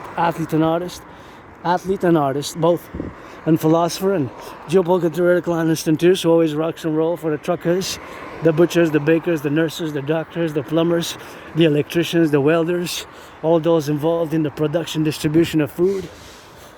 Gotta get it for them. They're going on the journey now, and how many trucks are now on the road with bacon, cheese, bread, and romaine lettuce, and eggs, and all sorts of pastries, and all sorts of milk, gallons, liters of milk, and wafers, and chocolates, and all the goods that are being transported now, you know, all across the 63, even from Mexico, because Mexico's part of the North American Collective, and Mexico's part of the North American Civilizational Complex as well. As is Haiti, Jamaica, Dominican Republic. The islands are also part of the North American Civilizational Complex, which is an emergent civilizational complex. As my philosophy, you know, my philosophy and theory. It's not just a theory; it's a reality which is evolving, and of course, it is an emergent civilizational complex in North America. You see part of the mountain there already, but that's miles and miles and miles away from where we are, and the point of inflection there, the mountain, is something which I have to, of course, always point out, that the mountain headquarters of our empire, the 63, on the island of the Hawk, is visible roundabout, like in a circle, encircled, roundabout, in a circle, encirclement, roundabout, can be seen afar off from kilometers and miles and kilometers and many miles, many kilometers, so many miles, so many kilometers afar off. So we got that drill, and we got that rock and roll, and got truckers on the road, nurses, we got fast food workers, those delivering some of that food, you know, working a little bit of that Uber apps, whatever the case may be, getting some tips maybe, and tough times. Oh, they put a Habs again. Go Habs go, but reduce the tickets costs. If I would actually, to be honest, I would not really go that much to the Habs myself, but I will go to the PVHL. They're cheaper, the tickets, and they're as good as the men. They're as good as the men. The Professional Women's Hockey League, they're as good as the men. They're as good as the men. They're as good as the men. They are. Really are. It's just amazing, eh? PVHL, go. Victoire, go. Victoire. I would definitely finance, you know. I like women's and men's sports. I'm judges myself. My favorite sport is dancing. Dancing is my favorite sport, and maybe they're hiring there. I don't know how old that is, but 514-363-0000, 514-363-0000, 514-363-0000. I'm gonna let them know I have Asperger's, and that's okay. So that's the problem with Aspies. We have we have four main problems really. So the main problems are that lack of friends, or we lose friends because we're different. For me, I have the solution. Don't waste my effing time. I won't waste your effing time. Friends with benefits only. Friends with benefits only. Friends with benefits only. Friends with benefits only. You're black, you're white, you gotta be 18 plus for this one if you wanna go friends with benefits further than massage therapy sessions. Some of that sex, you know, sexual pleasure, give and exchange, sexual pleasure, rock and roll, give and exchange. You know, I'm androgynous pansexual, so you're a man or a woman or a man, or black or white or rainbow, white and black or rainbow. If you're black, you're white, you're a man, you're a woman, you wanna take it further than friends with benefits, rock and roll, or work, or geopolitics, or pledge your allegiance, support the dream, the dancing goddess and the dragon kingdom, then you got to be 18 plus for the 18 plus business.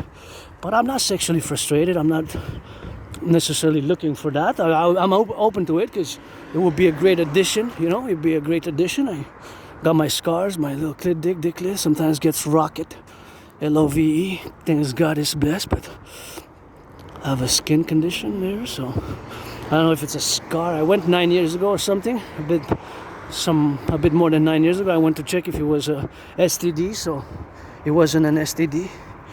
It was not a sexually transmitted disease. It was not a STD, so. But it is true, sometimes I put some cream, but I need to get a better cream, and I can't afford the $300 to go to consult the dermatologist for that. So. But yeah, sometimes it gets a little click, dick, goes rocket high, and I guess you gotta have a healthy masturbation. So that's also part of mental health and body health, you know. Sexual health. Have a pretty healthy masturbation, I guess. I'm pretty joyous with it. There's the third one. Hey, they really put the stickers, eh? Y'all really fans, eh? Whoever put it, but yeah, they're good hockey. I cheer for them, cheer for the victoire, but they just got to reduce the tickets because they're too pricey nowadays, you know, too costly. And give some more charity. If we make 44 million a year, playing on the skates, a little bit of hockey, football, basketball, dancing is my favorite sport. Just give a little bit of charity, you know. Give a little bit of charity. Give some more charity. That's it. I guess maybe some already do, more than others. Give a little bit of more charity with that, and that is just what we are, of course, to do in the appellation when we have, of course, the aggressive side to turn our heads left or right here, because you never know. Sometimes the brakes malfunction, and the citizen presses the electricity. The citizen, of course, the citizen driver presses the pedal, of course. The citizen driver presses, of course, the pedal, of course, in a different way where we kind of have that integration, you know. So it's just something which we got to rock and roll with. Look at those beautiful yellows. Right? Nice, eh?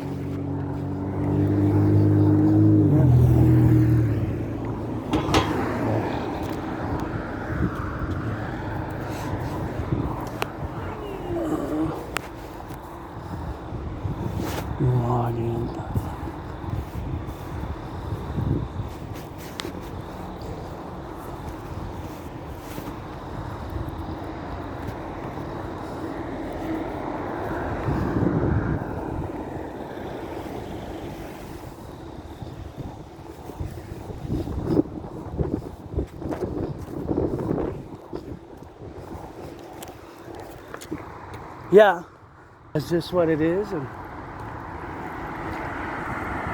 it's a red transformer on it.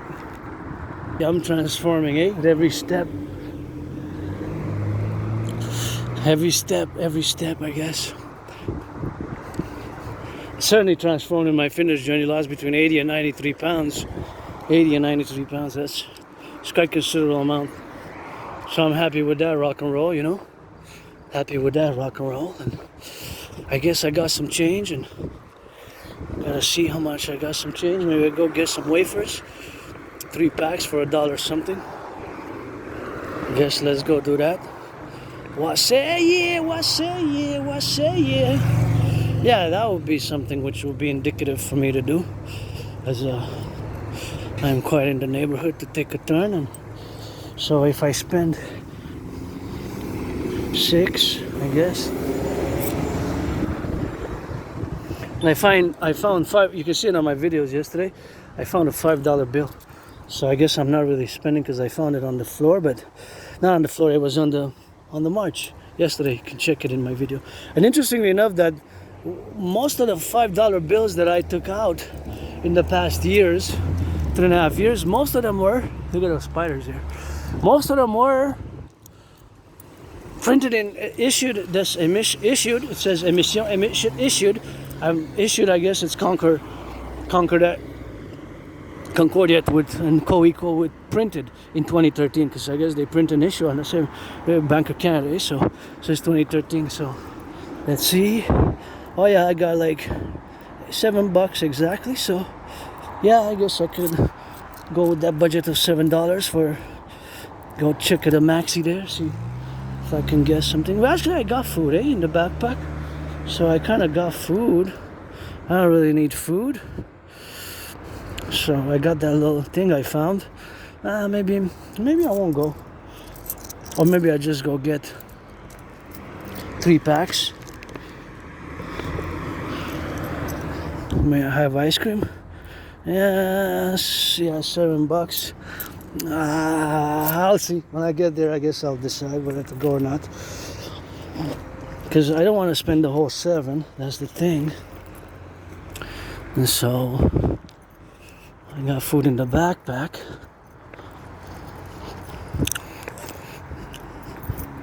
Are they hiring?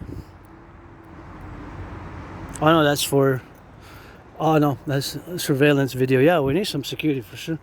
security, service, and defense. You know what the Dragon Army is all about, the Empire, SSD, public-private partnership, mass public-private partnership, SSD. I just wanted to check if they're hiring.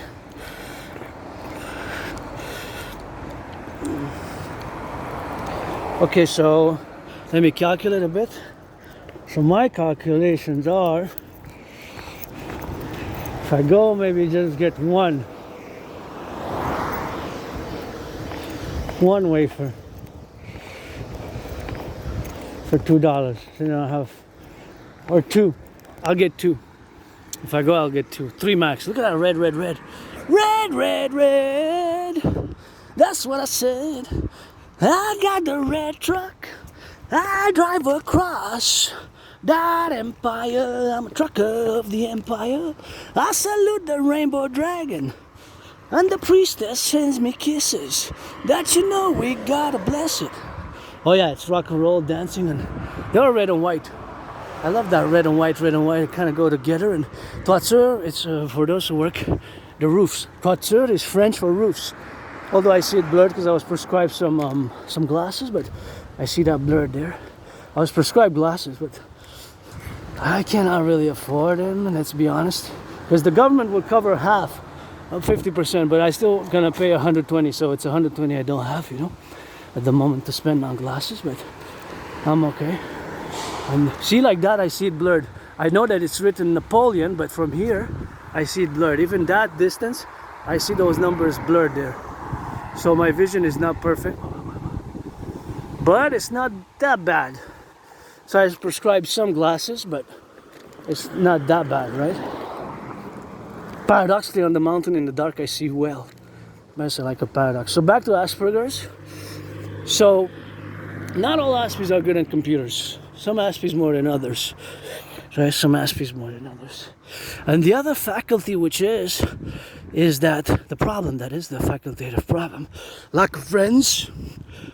Lack of friends is a problem. For me, the solution is friends with benefits only. Don't waste my time. I'll waste yours. For friends with benefits, depending what dimensions, you got to be 18 plus for that good rainbow dragon gridiron dance loving. But of course, lack of friends. High dropout rates. The dropout rate for Aspies who are both in high school and college, and I guess I dropped out of college because I have a high school diploma. I do have a high school diploma. I dropped out of college. Seems like I went for a few classes, and then I dropped out, and then college. Then, of course, from college, dropout or high school dropout, basically dropping out of higher education. Higher education, you know.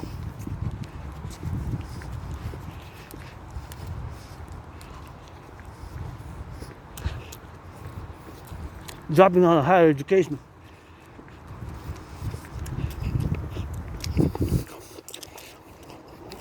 This is a big problem for Aspies. The other problem, I just laughed because I did a song. I'm an Aspie, I'm a dropout. All I know is rock and roll. I ain't got no money for the studio. Sing it for the workers as I go. I'm a nobody, just a fool who dropped out of not high school. I have a diploma, so I didn't drop out of high school. I'm not gonna rock and roll that way because I didn't drop out of high school, right? So I have a high school diploma, and I did some college. I guess I went to college, but I dropped out of college for higher learning.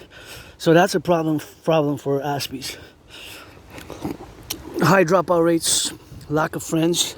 The other problem is high depression and suicidal rates are 9 times higher. You heard that right, 9 times higher than for neurotypicals. So for every depressed and suicidal of you neurotypicals, it's 9 Aspies. But keeping in mind that Aspies were a tiny small percentage, less than 1 percentile, that it makes it so much worse, so much big in proportion, mathematical percentages. The disproportionate amount of Aspies who are depressed and suicidal is so big, and who don't have friends and are suicidal and depressed. And the other problem, the fourth one, in whatever order you put them, and this is really unacceptable, unemployment. So more than, listen to this, 80%, that's 4 out of 5, 80%, 4 out of 5 people with Asperger's, HFA, with high functioning autism, on the spectrum like me, are unemployed. It's not that we don't get jobs, it's hard to keep them for long term. 80%, so for every one of you who are the 99%, there's 11 Aspies who are unemployed. For every one. What is that? I want to go check the lights. So for every one of you, there's 11 Aspies, but the ratio for how many Aspies are compared to 100 of you is not even 1. When you hear the sirens, slow down, do the 180. Do the 180. So when you hear, slow down your car, slow down and do turn left or right, do 180 degrees to your left, 180 degrees to your right. Thus, the citizen security protocol has to be for the 360 degrees, and we have to print boxes. Hey, this is cool. Oh, this is so cool. And this is electricity from Hydro-Quebec, by the way. All the electricity that you see here, even that I'm doing over there, see the lights, and that electricity there, see? In Quebec, and goes to 5 or 6 states in the US, all the way to Manhattan Island, and in my phone to do this work, and this one here to charge it, is of course clean, zero pollution, zero emission energy. Zero pollution energy, zero emission. And please, when you hear the police officers put their sirens, or the firefighters, you hear the police, the firefighters, the police, the firefighters, the ambulance, do what I call constant would be a good name, the constant security protocol. See, look at the mountain, that's where we go constantly. Constant, look, that's where it is, see? The mountain, we can see it afar off. We're miles and kilometers away, but you can see the mountain from here. See the mountain? Mount Royal proper, that is 1, 2, 3, 4 there, see? We can see it in between these buildings. See? That's the mountain. Constant, eh? Constant. The mathematical constant of an Aspies, we have these ritual-like routines. So now constantly all this electricity is with zero pollution, zero emission energy. Comes from, of course, the Hydro-Quebec, the hydroelectric plants. And of course it comes from hydroelectric plants. All of it is clean, zero pollution, but of course there's some pollution, but minimal, very minimal. The minimalists, I guess, in the North American country, if not in the world, because it's from water. 63 dams, interestingly enough, the number 63 again comes in concomitantly, and you can check out the beautiful sky there. And here we're gonna cross on the street on the other side there. We're gonna wait patiently, and so you got 4 and 4, and this we're gonna cross. Wait for us to cross on the side and make sure we don't get hit by cars. And this is for, of course, the pedestrian or for the bikes, For the pedestrian or for the bikes, For the pedestrian, turn your heads left or right, and that's why we are with that. And that is, of course, the control where we are now. Gotta wait a few more seconds and make sure that we cross, of course, the street poorly to go, and that is just where we are now, to get it in concomitantly where we are, of course. To cross the street, left, right, we still gotta press those. Now I'm gonna calculate and make sure, of course, that the calculation, of course, eases for our safety and our prudence. So once, this is gonna go back to the citizen public security protocol from now on in our empire. When you hear the ambulance, the police, the ambulances, we got the cadence for them as the Draconis for the total SSD incorporated security projects. The incorporation, of course, as the SSD security projects, which we're gonna go, of course, to the Ocean X. We gotta get it on that drill with that. And that is just something which we're gonna have to do. The what? The 360. The circle, the full circle citizen integrated security protocol. So if you're a pedestrian or if you're driving in a car, once you hear the police sirens, ambulance sirens, the lights, and the firefighters, what do? You slow down and you do the 180 to the left and the right, which gives 180 plus 180, that's 360. That's the full circle integrated security protocol for the coming of our empire of the 63. Across the 63, we should distribute pamphlets with one page, French, English, and Spanish, translation on demand. I guess if some people don't need a translation, they don't have family members or others which can translate in their language, because other people come to join us, are going to come to join us in our coming empire of the 63, the Democratic Imperial Republic. We're going to do the translation if so possible. If not for online, they could translate it I guess it's gonna be simple and straightforward. Just turn your heads left or right. Maybe we could have some visual representations with on the one page with writings in English and a 4-page booklet distributed a few times a year for the citizens. It's just tough times, you know, just to know when if they're driving, if they're walking, when you hear the sirens or the police, the sirens or the firefighters, the sirens or the ambulance, you do the full circle citizen integrated security protocol, full circle citizen integrated security protocol, the full circle citizen integrated security protocol, the full circle citizen integrated security protocol. 180 to the left and the right, 180 to the right, 180 to the left, 180 to the right. There's the right and the left and the north and the east and the south. That is roundabout 360. 360. And this is it has a simple philosophy, but it's simple and straightforward. But it's a philosophical stance. It's an ethical, moral stance from now on, which we, in these tough times, we gotta incorporate and do ourselves from now on. You know, from now on, we gotta do it, and we have to implement it. So, of course, protocol, of course, of the implementation of this full circle citizen integrated security plateau has to be fully done from now on.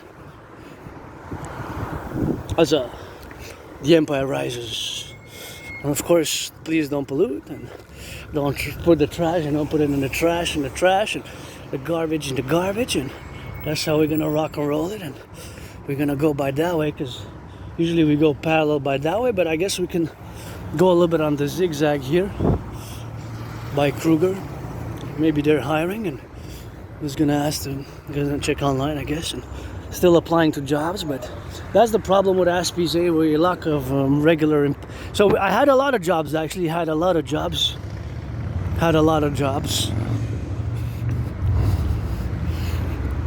Packaging division.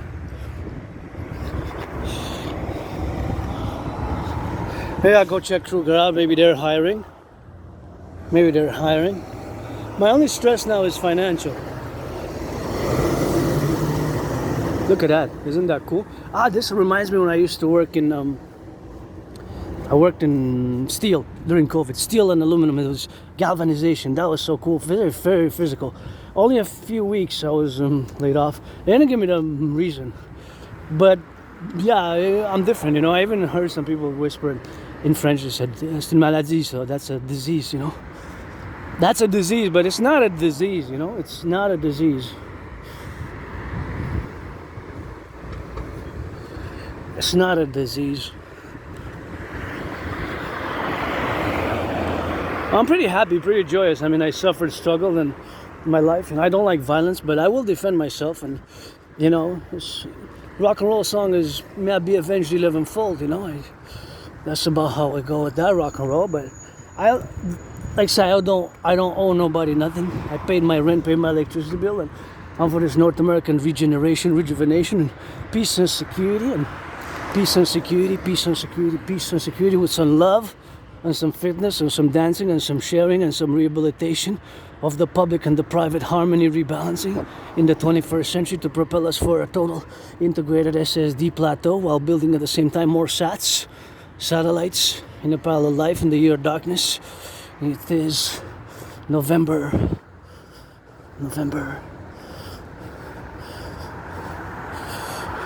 17th.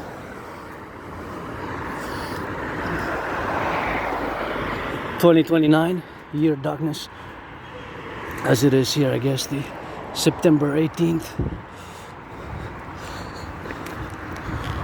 Or 17th? Is it 17th? No, it's 18th of September. Hey, look at those. Isn't that cool?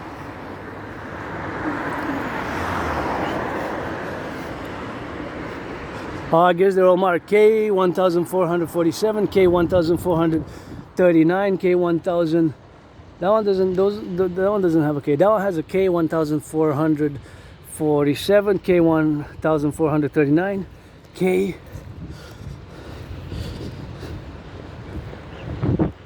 You can't go in. K1448,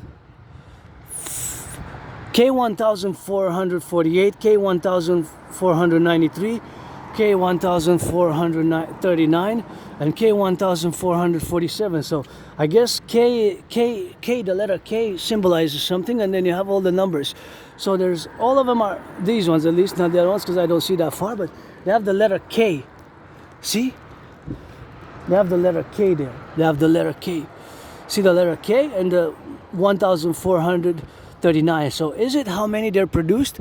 But if it's A, B, C, D and that's K, that means there's tens of thousands, right? So that's a number, of course, where we are, of course, to be, of course, on the go. So, of course, the number of K, of course, is something which is the valuation, of course, so that you don't get, of course, for the situational awareness where we are now to be inside the conglomerate and where we are now in the civilizational complex where we are. To meditate on this Kruger, it's quite cool. Hey, K1, so there are a few missing numbers, so they're not in order, right? They jump. But you can see how my brain works because of Asperger's. I calculate that is this between this one and that one, there's 7, right? 8. 1447 minus 1439 gives you 8. So that means that they're not put in order here. But I guess that's how they were constructed. Turn your heads left and right. Look at that beautiful sunset. Yeah, and now my brain goes in a deep mathematical meditation about how many they totally have produced or bought, because maybe they didn't necessarily build them themselves, but they bought them. Hey, Kruger bought them, and how come they classified them with the letter K? Is it because there's A, B, C, D, and then E, and then all the way all the letters, or just the letter K for Kruger? I'm assuming it's the letter K for Kruger, right? Because it starts with a K from their signature letter, the corporation's business company's name. And the thousands, or maybe they started a 1,000 and they only have a few hundred. Question, Boutros, eh? This is Aspie brain, Asperger's in motion, autism in motion. Yeah, we're weird. We're not evil, we're not bad, we're not malicious, we're just strange. And we, paradoxically, I'm just gonna finish on Asperger's. We got those 4 problems, but we're good at some things, and what we are good at is those special interests. Again, not all Aspies are good at computer science. We're not all computer science geniuses here. Myself, I know very minimal, although in a parallel life, I am a Aspie super scientist in the year of darkness. November 17th, 2029. I design, build supercomputers, ICBM rockets, microchips, ICBMs, satellites, all things to do with electronics, microchips, antennas, telecommunication antennas, smartphones. It's in the 6, 7G, past the 5, although we still build some of those 5G cell phone towers, and everything to do with microchips, satellites, supercomputers, and antennas, and electronics I build and design and create, because in that parallel timeline, in the year 2029, the year of darkness, it is my parallel self who builds in consortium with others satellites in the sky for total SSD, which can actually zoom on persons and cars, and even with infrared and other can captivate even some of the communications, the words, right? Sound captivations, and they intercept text and messages and images and communications, and could even see in the fridge of somebody, for example, the sat could look, one of my sats, which I created in 2029 in November, which I'm launching them now, big launch in November 2029, and I've been launching them all year 2029, and the parallel self was a big year for me. I created this with others. I spent most of my year between Germany, United States, Canada, and Israel, and we built the integrated plateau, because in that parallel timeline, Israel is part of NATO, not in this. Now Israel is not part of NATO, but in that parallel life, Israel is part of NATO. And we build super satellites together for total monitoring it for SSD, the NATO country complex. And there's 33 in Israel in 2029. There's 33 member countries, and Israel was the last one to join in 2025. So Israel's been part of NATO for more than 4 years in that parallel timeline.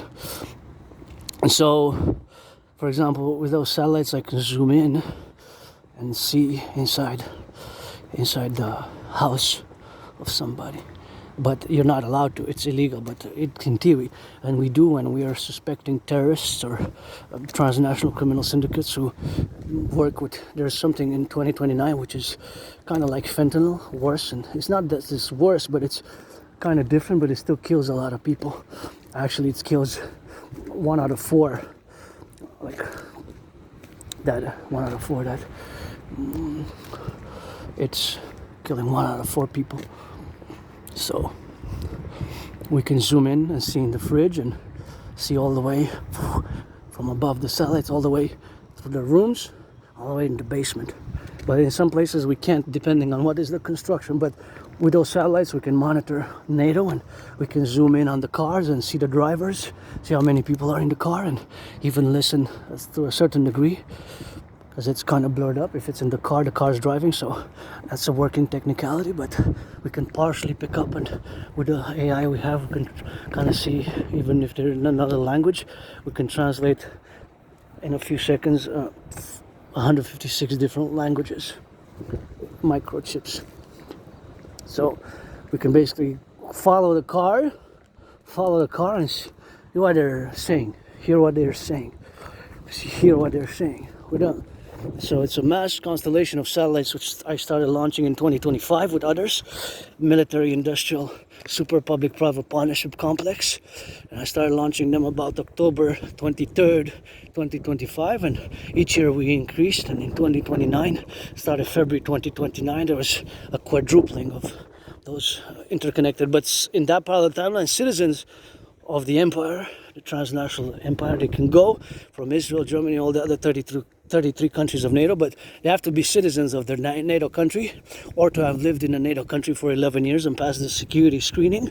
And they have to, of course, they can go, so that you would have mass centers where citizens can go and they can see what those satellite feeds and the highways, and it's integrated with the systems, parallel to what I have been advocating for the past 3.5 years during COVID, to make the CIT citizen integration theory and the SSD, the security service and defense complex, for total security, total service, total defense in the integrated manner which we have now, together in the complexities of where we are now in this tough times which I have predicted. So that's it on Asperger's. Just my parallel self is also an Aspie, also a bit queer in that life, although I'm a bit queer and weird, but in that parallel life, when I communicate, that parallel self transmits information, technology in my brain, psyche, but I transpose also information and knowledge in his, and it's mostly rock and roll, and he gets headaches.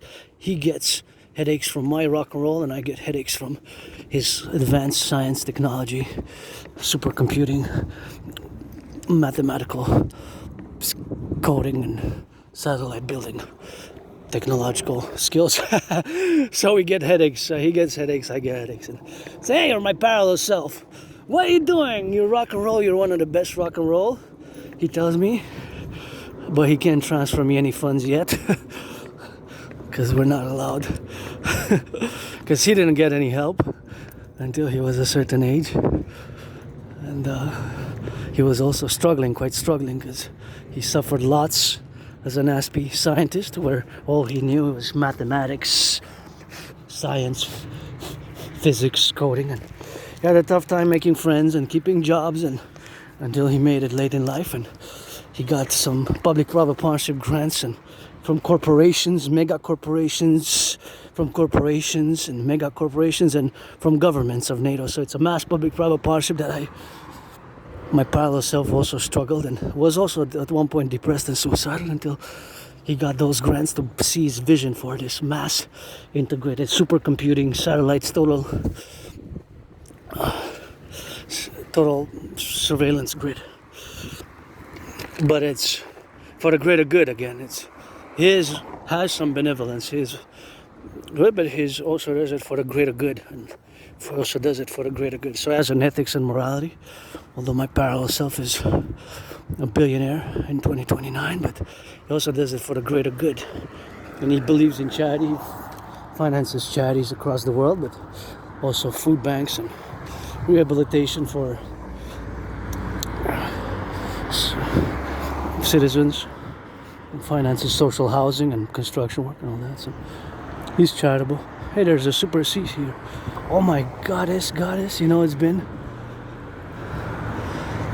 Oh my goddess, I haven't been in this Super C since 2016, 17 or 18. Gotta hurry up. It's been so long. It's been so long. It's been a long time I haven't been to the Super C. I don't really feel like going, but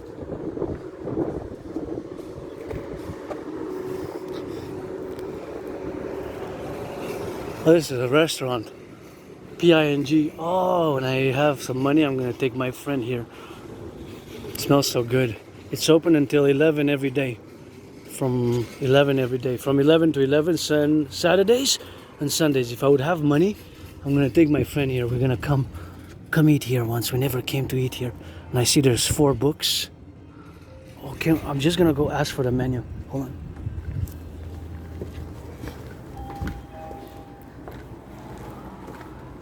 Hi, can I have the menu to go, please? Oh no, just this way. Oh yeah? Can I take a picture? Yeah. Because I want to come with my friend. Yes. You can take a picture. Thank you very much. Oh, this looks so good. Dim sum. I like dim sum. Yes. You don't do deliveries? Just Okay. pick up. Pick up? You do pick up? Okay. Yeah. No You problem. If you deliver, you can go Uber, DoorDash. Oh, yeah, oh, you do to Uber? Yeah, yeah. Thank you. Nice. Oh, yeah. Bye-bye. Have a nice evening. you. Bye.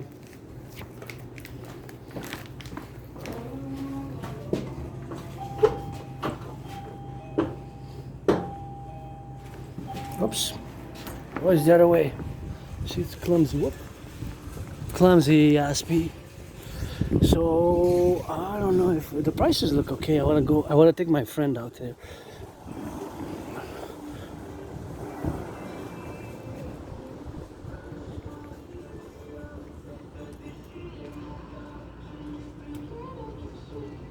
Oh, this is so good. Jusqu'au 24 Septembre. Oh, this is so good. Hey, this is local chevreuil.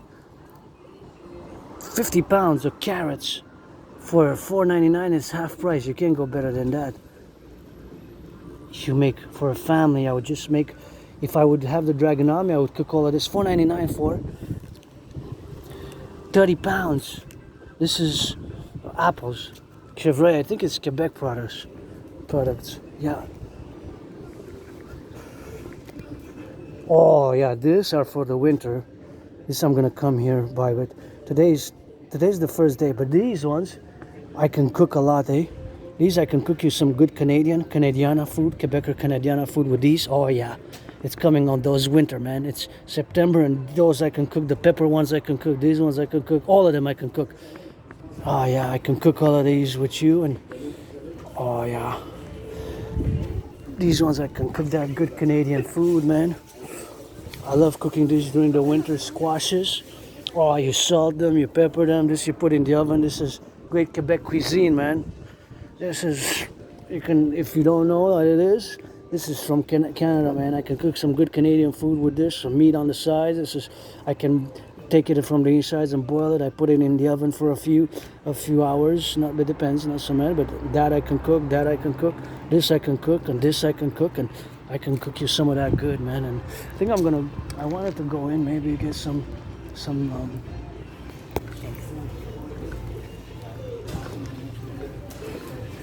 To get it on the drill, you know. I'm gonna change of course my mind, you know. What is that, Royale? Change my mind, go in. The thing is, I don't want to spend money, you know. I don't want to spend money. I don't want to spend money, so next time Super C. But I haven't been here in 7 years, 8 years, man. Wow, that is Super C. And the Marché du Dollar, but the Marché du Dollar, I think it's gone, eh? So it's used to be there. Wow, it's good to know here a big Super C. big Super C, and I guess another time, because now we got, I got that donut and I got sweets, and I guess next time, but it's good to know, next time we're gonna come shop, get a little bit of that, rock and roll with that. Yeah, so now I'm gonna discuss geopolitics. You need to leave the baggage at the door again for, as an ASPE, it's something which we have, but this is a massive Super C here. I think it's quite massive, they're all kind of big, the Super C, but you might go up to there, so it's a good one. I think Maxi was from 1984, but they're all kind of Loblaws, kind of Loblaws, yeah, kind of Loblaws. Yeah, three main companies kind of own the market in Canada, so Super C is actually Metro Inc. So Super C is actually Metro Inc. It's not Loblaws, it's actually Metro Inc. Loblaws is Maxi, correction. So Super C is Metro Inc. Loblaws. So they operate under different brands, and they have different prices. Some lower, interestingly enough. But they're actually one holding parent company, as it's called, parent corporation company. And yeah, Super C there. It's pretty good. Hey, it's a big one, and next time I guess because I have that food in the backpack, and that was donated, and I guess I didn't want to go with all that food already, and I don't have that much space. If I get some wafers, that's it. But that was good for that 50 pounds, 50 pounds of, that's like wholesale. See, it's the Super C, so it's actually Metro Inc. And Metro has also the store name Metro, but the Super C, see, Super C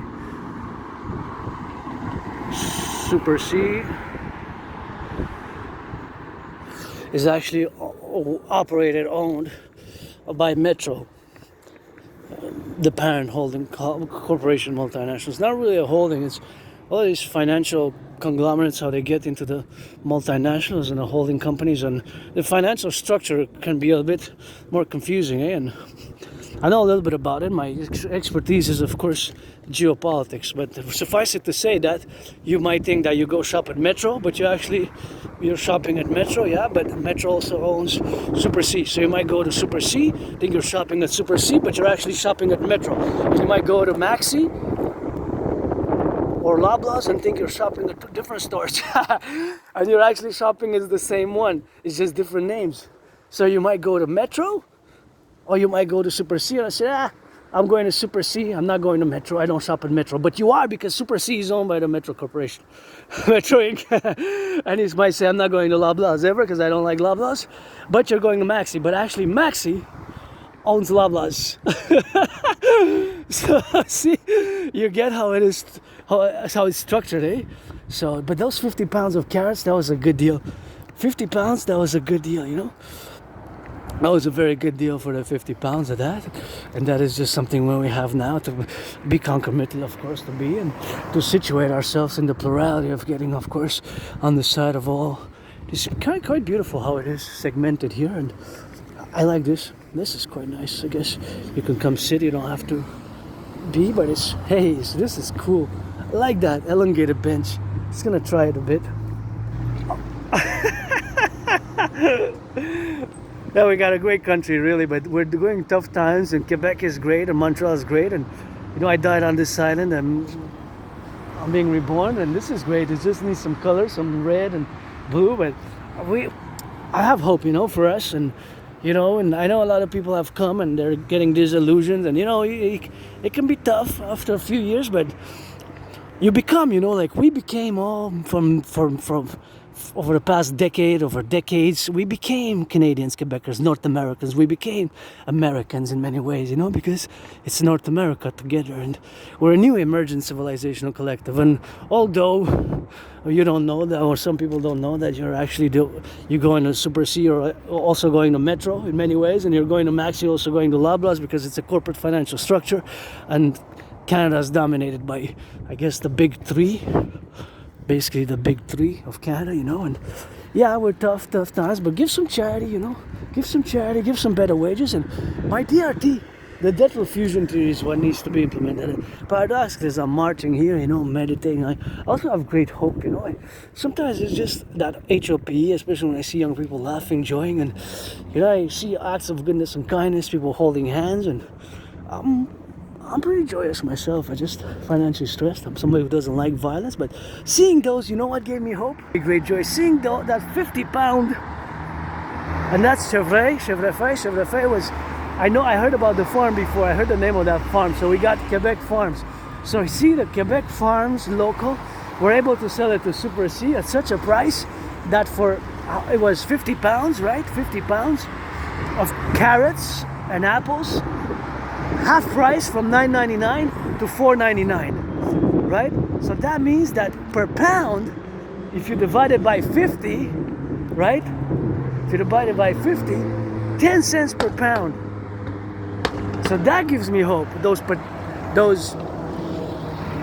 carrots and those squashes were $1.49 per pound, but with 3 pounds you get with $5. And if you know how to cook Quebecois, Canadian food, I can show you how. You cook that Canadian squashes, winter squashes. I can cook you some from winter when they're available. It's starting September because they just been on the market, I guess, of this week or 2 weeks ago.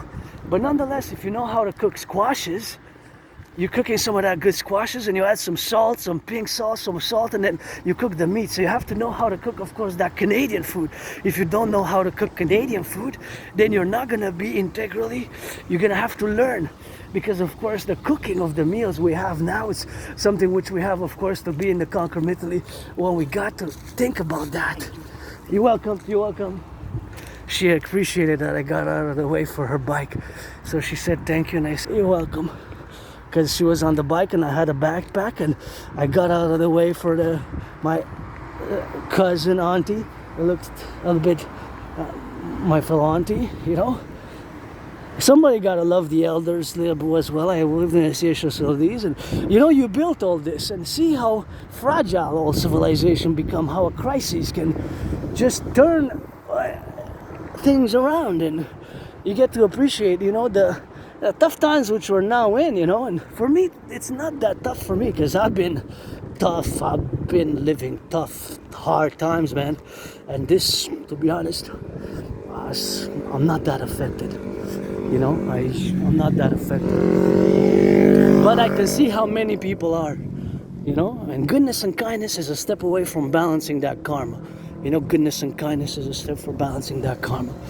And yeah, sure, I see two beautiful young people who passed, and maybe I would say yes to be their friends with benefits, black, white, and rainbow, but it's okay if I don't have any, it's fine. I paid my rent, and just don't come after me, don't try to harm me, and don't try to do me bad, do me evil, and, just sometimes when you see on the bike and my elder, just get out of the way and do the proceedings and do that, and don't do violence, channel the aggression if you have, and whatever other frustrations, discuss about it, and be open about it. We're different, we're individuals, part of the collective, and what a beautiful garden there. Oh, this is a beautiful garden, and I'm just gonna go see how much I am in the red myself. I'm gonna throw this to the garbage. Let's see how much I'm in the red. Actually, I don't want to see how much I'm in the red, because if I don't spend money, because I didn't spend money, I don't need to, of course. So if I don't need to go, I won't go. I'm not gonna go to the bank because I don't need to. What for, and I know that I'm in the minus. I got $10,000 in debt, I got $10,000 in debt. I got $10,000 in debt, and that's about it, That's it. I got $10,000 in debt, and that's about it, and that's why we gotta rock and roll. And that's my debt, $10,000. I don't have credit cards, but that gives me freaking hope, man. That made my whole day. Seeing those fucking potatoes, no correction, carrots. It's a Quebecois farm, and because it allowed them to give for a whole family to save $4.99 with $5. I'm gonna buy those carrots, and it's gonna be tough because I have to, but it's gonna be lots of carrot soup. But I'm gonna have carrot effing soup. So thank you, farmers. I think it's Chevre for it to be that price $4.99 for 50 pounds. And the apples with it, you can bake some pies with some flour, some good Canadian apple pie, and with those carrots you can do good Quebecois food and slow cook with that good carrots. And those winter squashes were a bit more pricey at $1.49 per pound, but with $5 and $5 you can get a little bit of carrots. And you can boil the carrots, you can bake the carrots, you can chop them, smash them, do carrot mashed potato, mashed carrots, like not mashed potatoes but mashed carrots. I do myself mashed carrots, so you can mash the carrots. So that's what made my whole day, seeing that bag, 50 pounds of carrots, big bag you saw there in the video, for $4.99 at that Super C, which, you know, last time I went to that Super C was 8, maybe even 9 years ago. Last time I went there, way before COVID. I had COVID in February 2020 and I survived it, and I salute that farmer and that deal which was arranged. The deal which was arranged to have that bag which could save a family, food security, so much food security for a month. You know, that's why you gotta put it in and put it in the fridge, but nonetheless, it could save in so much money. Just, it's gonna be a lot of carrots, but a family of, you know, husband and wife plus 2 kids who are financially struggling, you know, they could get that bag and they're gonna have a lot of carrots, but it's gonna be carrots. And so you can make a carrot pie, mashed carrots. If you have a little bit of butter and just a little bit of butter and mashed carrots, you could add some peas. You can put carrots and you can have a big mashed carrots with peas and make yourself a good Canadian food, man. With that 50 pounds for $4.99, a big family can share that, and you can split that. You can split that, several people can get together and you can share that with 4 different families, and it's gonna cost you $1.25. I hope people do that. I hope people do that. So that is right what gives me hope, because those carrots, seeing them at $4.99 for 50 pounds, it's what all Canadian farming is about. All what Canadian farming is about. That price on the market at that Super C. So although yes, we have millionaires, billionaires throughout the North American collective, the fact that it was for that carrots $4.99 for 50 pounds, which means that per pound it comes to about 10 cents, right? Because 10 times 50 is $5, right? Because it's 10 cents times 50. So that's $5. So 50 pounds, it's about 10 cents. Don't ask me how come I calculated it in my head, because I'm an aspie, so mathematical proportions come fast in my brain like that. Sometimes I just don't know, but that's the answer. So it comes to the equivalent of 10 cents per pound for that big bag. 10 cents per pound, man. Salute. I hope people, if I would have the army, you know, would get that, and I would cook you some of that good carrots for that pound. And you know, I have hope. Coast to coast, ocean to ocean. That gave me hope, man. Seeing that price for that 50 pounds, and you know, the brains and the muscle for the farmers to build, to have that, to put that on the market, you know, that's hope. Although other prices have been increasing, the fact that those carrots there, the bags, they were about a few bags there. I guess maybe they have more in the back, but that's really hopeful for 50 pounds of carrots for $4.99. And parallel, I think there were 30 pounds of apples for 30 pounds of apples for the same price, $4.99. So that gives me hope, because food security with the food banks have increased their in the past 4 years. From what I hear, about 4 times overall, some more than others, but correct me if I'm wrong, but at least a big amount of food banks have increased, and that's food security, and that gives me hope, man. Wow, applause, and thank you, and I hope people take good advantage of that price. And you know, if I would be a millionaire, I would definitely make a deal with a farmer and say, here, if I would have had money now and had a truck, of course I would have to give my anonymous friend some money first, because that's basically one person I owe a little bit to, and pay all my bills, pay my $10,000 debt, because the first charity starts at home, Charity starts at home, and I will be charitable to my anonymous friend, to paying all my debts. I have $10,000 in debt, and of course, with the $10,000 in debt, I would have said, hey, somebody want to get a truck, and we would have went to the food banks. I said, hey, this is a bag of carrots, I would have taken a few $100, rent a truck, and across Montreal, Hawk Island, all the food banks would have donated some carrots and say, put these in individual bags. You give it to families, you distribute the carrots. A few pounds, 4 pounds per person. 4 pounds of carrots and 50 or 5 pounds. Let's just say 4 pounds, but it could be 5 for 10, or because 4 you get more than 11 people. So I calculated for like more than 11 people, not to be around up, but yeah, 4 pounds of carrots. With 4 pounds of carrots, you can also cook a little bit, for at least for 1 for 2. You can mash them up and cook some pounds of good mash. If you have a little bit of peas, you can put some peas in there, and you can put some other things in there. So great hope.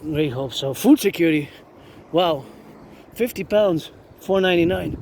That's like kind of wholesale price, eh? It is, because it comes out to, so it's $5 divided by 50 is 10 cents, right? 10 cents times 50, because it's 50 pounds, that's 500, which is 500 cents, is $5, which is $4.99. Forget the penny, but that means that is 10 cents per pound. That is very affordable. It's like wholesale price. So that is very good. So now leave the bags at the door. We're gonna go into my topics, geopolitics, of which I am, of course, an independent geopolitical theoretical analyst and theorist. Independent geopolitical theoretical analyst and theorist who has predicted what's happening now back in 2019.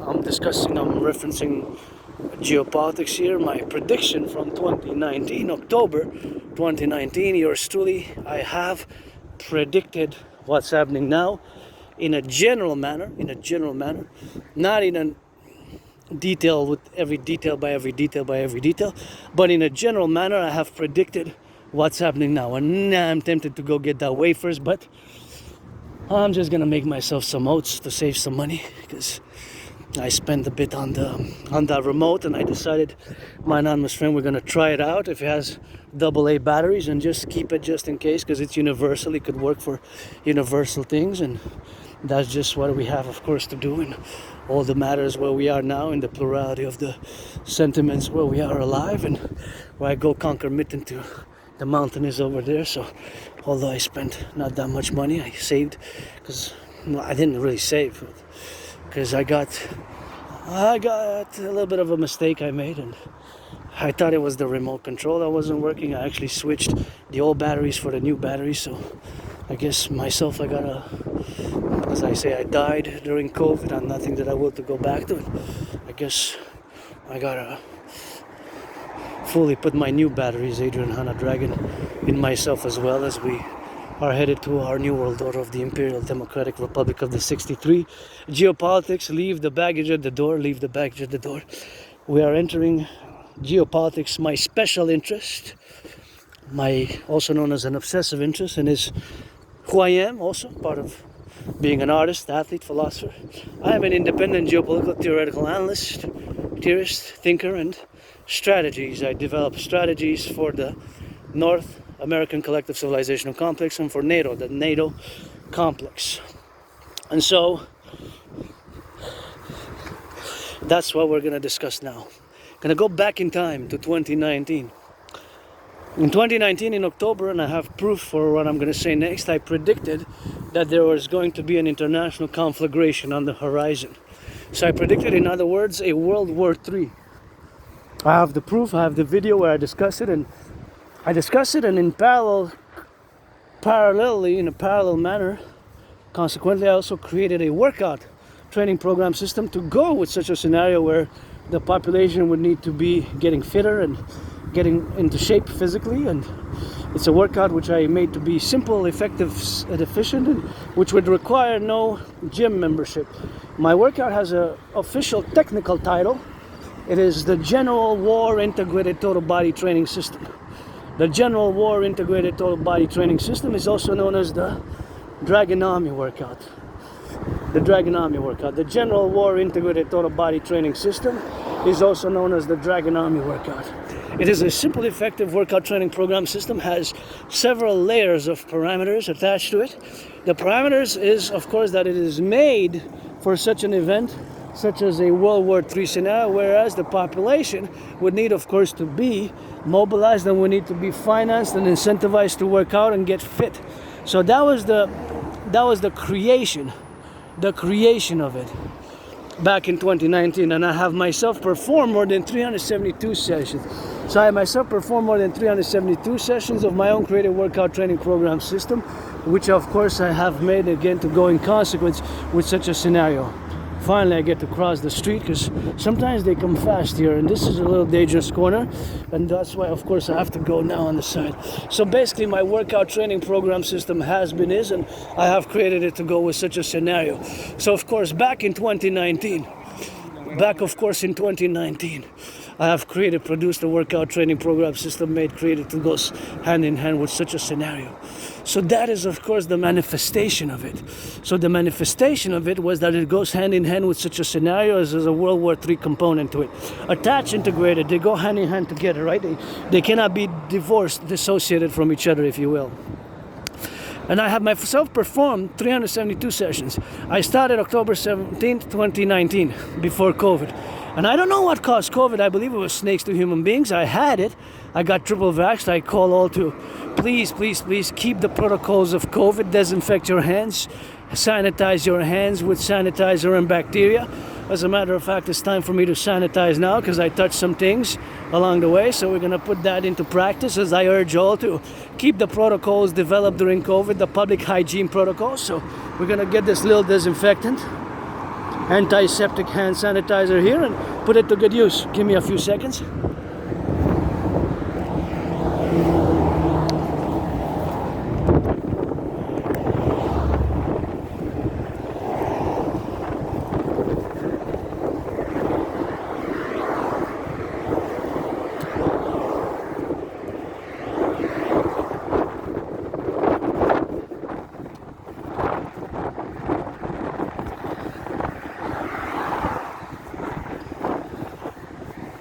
Yeah, that's disinfect.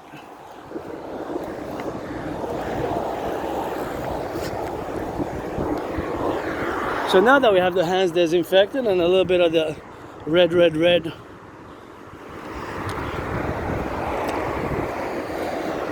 phone cover, smartphone cover, we can of course continue to do so, to discuss. So I don't know what caused, I believe that COVID was caused transmitted, that is, from snakes to human beings. Snakes to human beings. However, I don't know for sure. Thus, I cannot rule out another cause for COVID, for the coronavirus. So I cannot rule out another cause for COVID. I cannot rule out another cause for COVID. I cannot rule out another cause for COVID. That's not what I believe first and foremost, but I cannot rule out, consequently, another cause. What has caused COVID. So what I do know is that I had it and I almost died of it between February 2020 and March 2020. And so consequently that I had it, and I believe that it was transmitted from snakes. But I cannot rule out another. So I cannot rule out another transmission. I cannot rule out another cause. Right? I cannot rule out another cause. I can't. Nobody really can. Even that more and more it has been proven in this year especially that it is, or it has been, caused by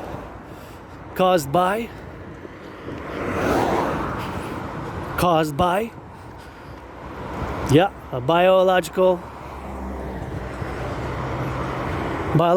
man-made, even a bioweapon. Even the CIA revised, and they came to the conclusion that COVID is actually, or was actually, as a matter of fact, a biological weapon. Now, I don't know. I believe it was snakes. I cannot rule out that it was a biological weapon, because I don't know for sure. I believe it was snakes. I do know, third dimension to that trinity of not knowing, believing it was snakes, and cannot rule out another possibility. What I do know for sure is that before COVID, just a few months before, I had predicted a World War III, and I created, and produced a workout training program system to go hand in hand in consequence.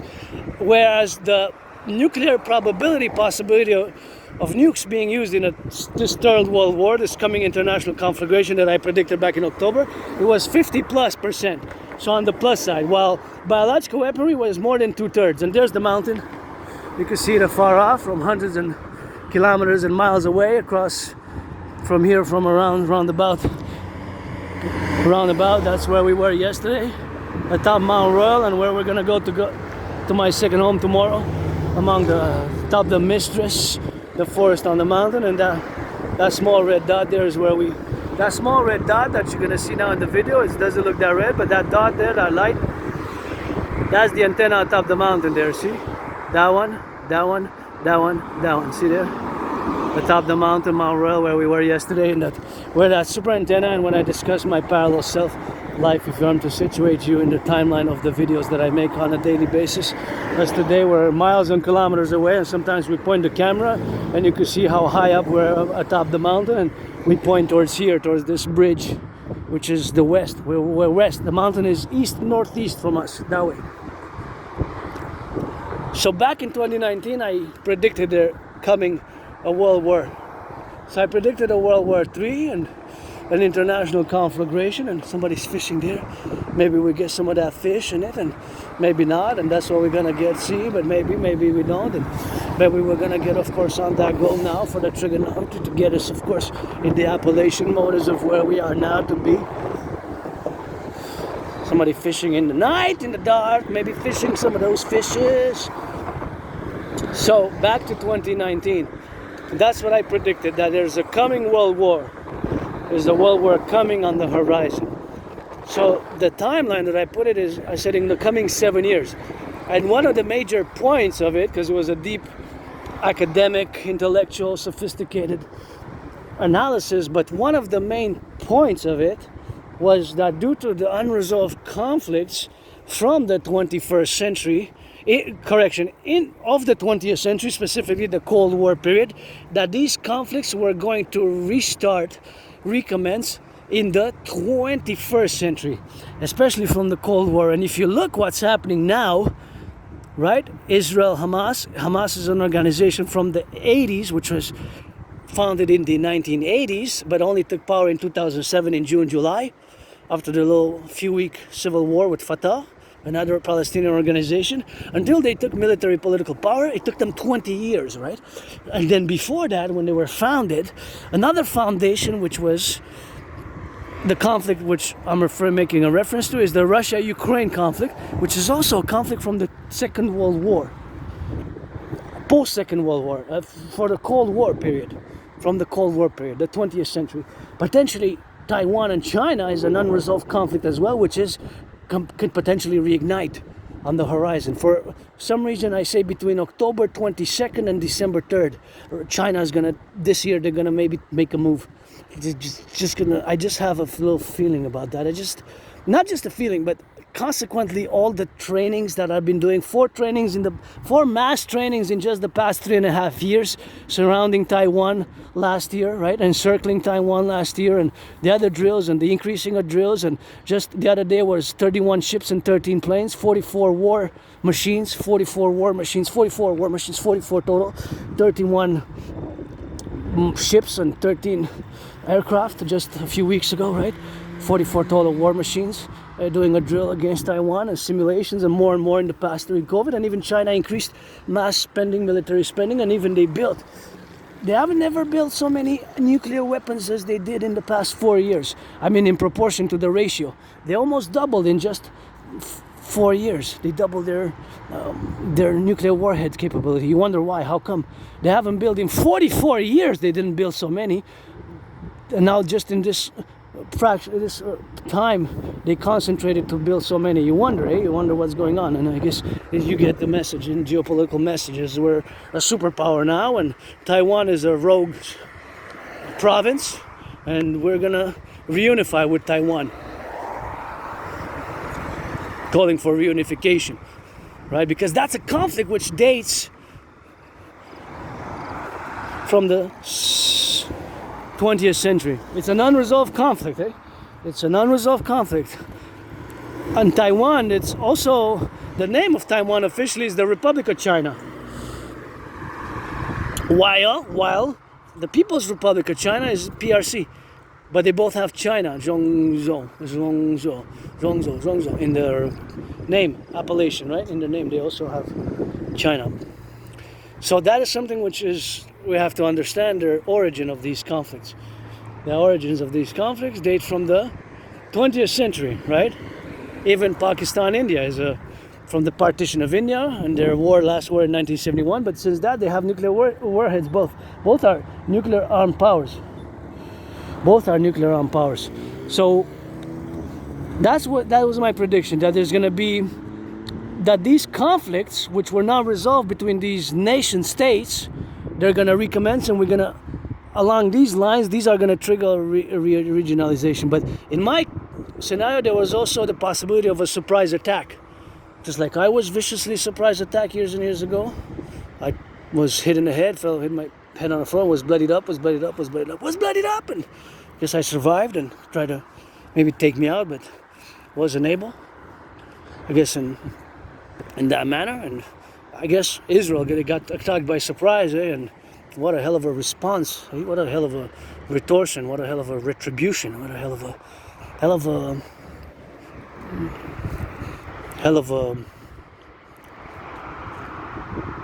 vengeance, I guess.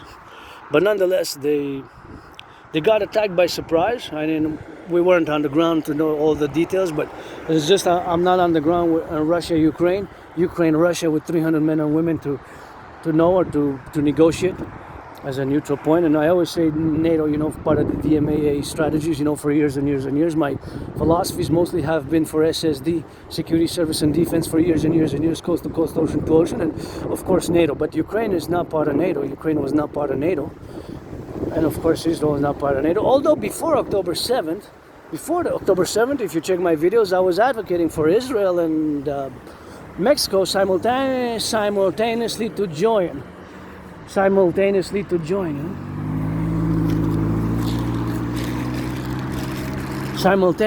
join as the 32nd and the 33rd respectively the 32nd and the 33rd, Israel and Mexico, to join NATO, the North Atlantic Treaty Organization member states.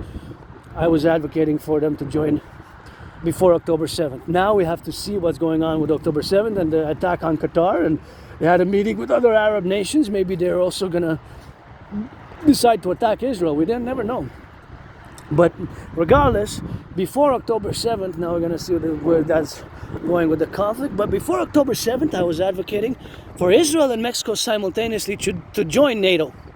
I was advocating for them to join NATO before October 7th, a few years ago. As the Genesis 33, which is that biblical reference, of course, to the twins, Jacob and Esau. It's a biblical reference where they kind of hugged and kissed and kind of made like an alliance, a pact in many ways. And that Genesis 33, there's just a particular incident, but it's more for the 21st century, of course, with the ideas there. But I guess a little bit of old school rock and roll it takes, Rock and roll it takes. Old school and new school, I guess. Reconciliation a bit, Old school and new school, it takes a bit of that reconciliation of the old and the new, but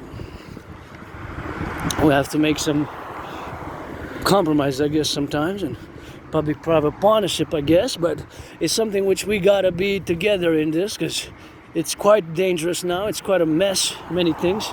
Myself included, sometimes I'm a mess. With my Asperger's, it hasn't been difficult. I'm not perfect, far from it. But when it comes to geopolitics, I need you to accord me this undivided attention and just forget about all that weirdness of my personal sexuality, which is weird and probably is more of a comedy than anything else. But besides that, geopolitically, I am a master of geopolitics. Due to my Asperger's, I guess.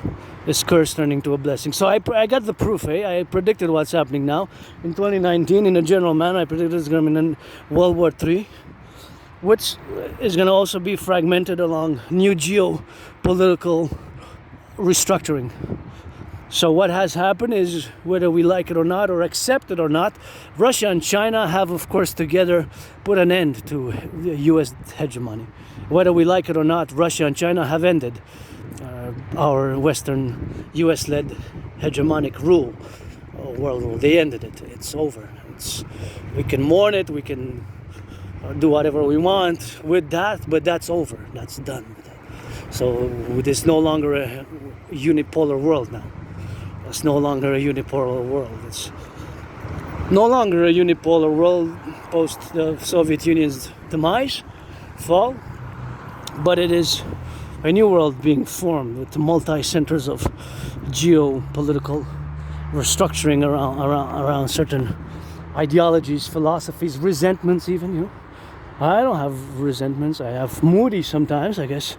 Sometimes I wish I got more black and white men and women, I guess, sexual partner, but I can dream on with that. I guess I'm gonna be with my left and righty, black and white rainbow in the middle with my feet on that. But maybe by chance, by archangel miracle, hey, somebody's gonna give this financially struggling a friend with benefit massage. But if you don't, it's okay. If you don't, it's okay. I'm gonna take a bath or jump into the river when it's cold. Freely. But of course, we are surrounded by a river here. Montreal, Hawk Island, we're surrounded by a river. We're surrounded by a river. Surrounded by a big river, Montreal, Hawk Island, and see how my brain now works. I'm switching to looking at all these highways and meditating on all the trucks, not just the trucks that are but mostly the trucks that are carrying goods, such as carrots, potatoes, bacon, romaine lettuce, cheese, meat, poultry, fish, all the goods now, all the goods that are going east, west, north, south, and by the tons, across the 63, across Quebec and the other 62 states of our coming empire, the coming Republic of Canada, which we're gonna have states, Republican states, Republican Democratic states, 13, just like the 13 original. The king is absent, and see, they're going east and they're going west, and there's thousands of trucks now with tens of thousands of tons of food, which are potentially at risk. Potentially they're at risk for sabotage and espionage, as I just mentioned, because of the DMAA, the DMAA, which I discussed in the past, and I'm going to discuss now, because it's super important for me to discuss it, because it's super original and super important. It's part of my work as a geopolitical philosopher, thinker, theorist, and strategist, and this is part of the strategy and the theory and the work too, which the DMAA has to become for NATO starting today and for tomorrow, because it has a potential consequence. So yeah, I predicted what's happening now back in 20. Go truckers, go LOV. I predicted what's happening now in 2019. So what I did not predict was that there's going to be a fragmentation of the relations with the United States, right? So that has to be understood. So this is new for me into consideration as I meditate, of course, on the dealings with the United Kingdom and Donald Trump's visit to the UK, to the United Kingdom, and of course the king is absent. And the king is absent, and then that is, of course, the protocol which we have to be doing, in the Concordiate, where we are now in the relations, So that is, of course, the theory and the protocols, which, of course, we have to implement in all the strategies where we are now for the North American Collective, where we are together in this situational awareness where we are now, with all the stresses, the tough times, economic, financial, commercial tough times, and all the things which we endeavor ourselves to be from now into the future as individual sovereign citizens, part of the collective. So, yes, I predicted an international conflict, a World War III, what's happening now, basically. I predicted it back in 2019.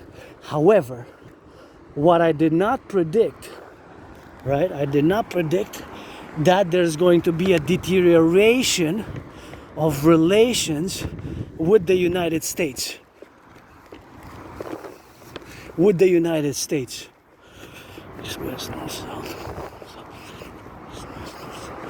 I did not predict there's going to be a deterioration of relations with the United States. That has to be properly understood as well. So I predicted an international global conflagration, deterioration of relations between nation states, organizations, groups, and World War III basically. But I did not predict that our relations, Canada and United States, are going to be at such a low level as they have become now with the trade war. So I did not predict a deterioration of relations as it's happening now with the United States. And the premise, the dictum, the reality is, as I always stated to be, right, as Canadians, as my brothers and sisters in the 50 states where I lived in 3 past lives, once as a woman, twice as a man, served in the United States Army, 2 different wars, the wars were 156 years apart, that I did predict this. But what I did not predict was the deterioration of relations between Canada and the United States. And of course, the geopolitical reality is that we Canadians, Quebecers, and North Americans, Canada vis-a-vis the United States and the United States vis-a-vis Canada, when it comes to foreign affairs, both the United States and both Canada must place as a priority, in a hierarchical priority, to work, whether on the left, on the right, in the center left, center right, in the center, to work to establish the best, most cordial economic, social, financial, diplomatic, financial, marriage, sexual, defense, social, cultural, sports, economic, commercial, diplomatic relations with each other. So that is a constant geopolitical reality, which has been so at least since, for us Canadians, since the dissolution of the British Empire, which started after the Second World War, after the rise of the Nazi, which some call it the Nazi Empire, right? Because at one point it conquered a few countries. So I guess by 1940-41,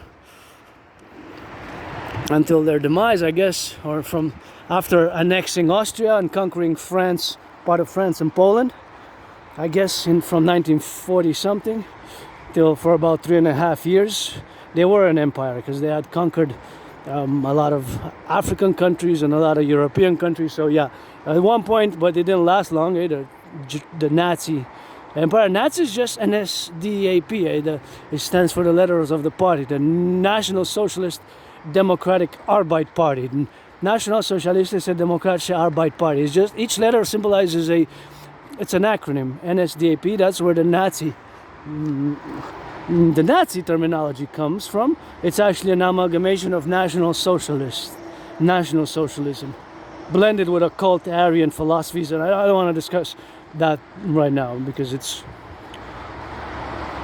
part of because I specialize in the 20th century, and it's very part of the paradox that after the Russian invasion of Ukraine, special military operation, what they call it, that there's been a taboo broken by Germany, and that's the German rearmament. Parallel to on the other side, also the breaking of the taboo of Japan. Imperial Japan also has a militaristic, aggressive, nationalistic history, right? They also have a militaristic, nationalistic, aggressive history of imperialistic history, right? Japanese Empire, which they conquered part of a lot of China, and in a lot of countries, smaller countries, Japan became an empire after many years of conquest. I'm not going to deviate into that, but suffice it to know, but it's important because it's these from the East and the West, if you will, and the Western taboo of Germans' rearmament has been broken, and Japan's rearmament was a kind of taboo in the East, in the Asian world, comparing to the Western world, if you will, to put it that way, that these taboos have been broken in the West. by Germany's rearmament recently in the past 3.5 years, and Japan's recent changing of the constitution, changing of their philosophies for rearmament as well. So I did not predict that there's going to be a deterioration of relations with the United States. And I get goosebumps every time I discuss it. Since August 1st, we are designated, and this gives me goosebumps all the time.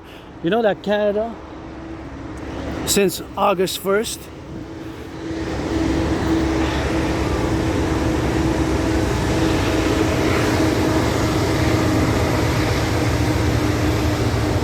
since August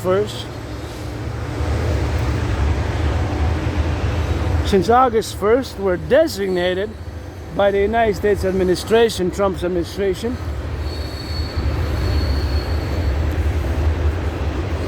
as an unusual and extraordinary threat. Go train conductors, and that is very alarming, and that is very, very worrisome. I am worried, deeply worried, and we have to work to reestablish better, even stronger relations than before, to establish even stronger relations than before. That is what we have to do, to establish better relations than before, So that is just what we have, of course, to do in the complex here as I am discussing this super important geopolitical matters. So, of course, our main interest, once again, is to have the best, most cordial relations with the United States. There's just no way around that. You can argue it, but that is just because of our geographical position. We have two oceans. Coast to coast, ocean to ocean. So the fact that we have two oceans make it so, and because of the dissolution of the British Empire, and the king is absent, and Uncle Connie pledged allegiance, to the King of England and his heirs, to the King of England and his heirs.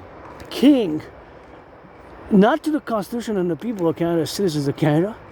And we should have gotten rid of that by December 31st, 1999. On the 1st of January, the year 2000, Canada should have been a republic with a new constitution, which we're going to formulate ourselves. And, of course, coast to coast, ocean to ocean.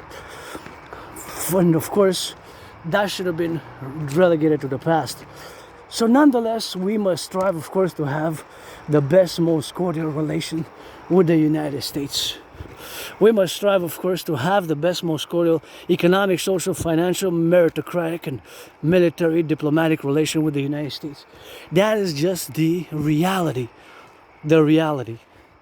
of our position. Because, again, the dissolution of the British Empire after the Second World War. So it has been so for more than 75 years. For more than 75 years. It has been so for more than 75 years.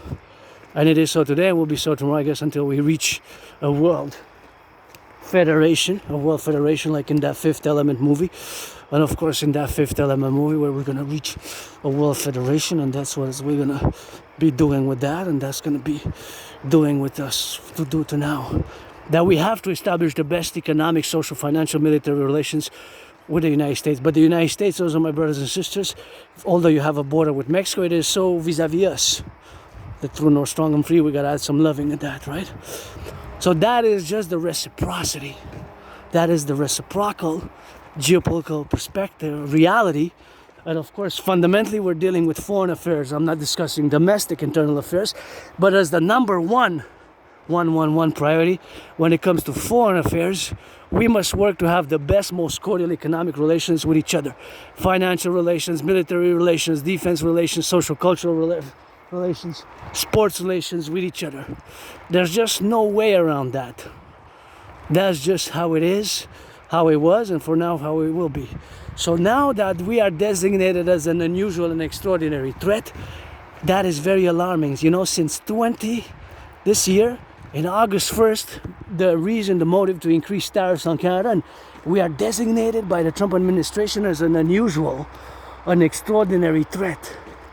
We are designated as an unusual, an extraordinary threat since 2025 of this year, August 1st. That is what we're designated as. That is what we're designated as. An unusual, an extraordinary threat by the United States, because supposedly, but I guess there's some partial truth to that. Supposedly the fentanyl crossings has tripled. The amount of fentanyl which crossed into the US has tripled from 2024. And I'm saying partially maybe there's some truth to that, because last year on the 25th of October, and the RCMP warned us for years and years and years.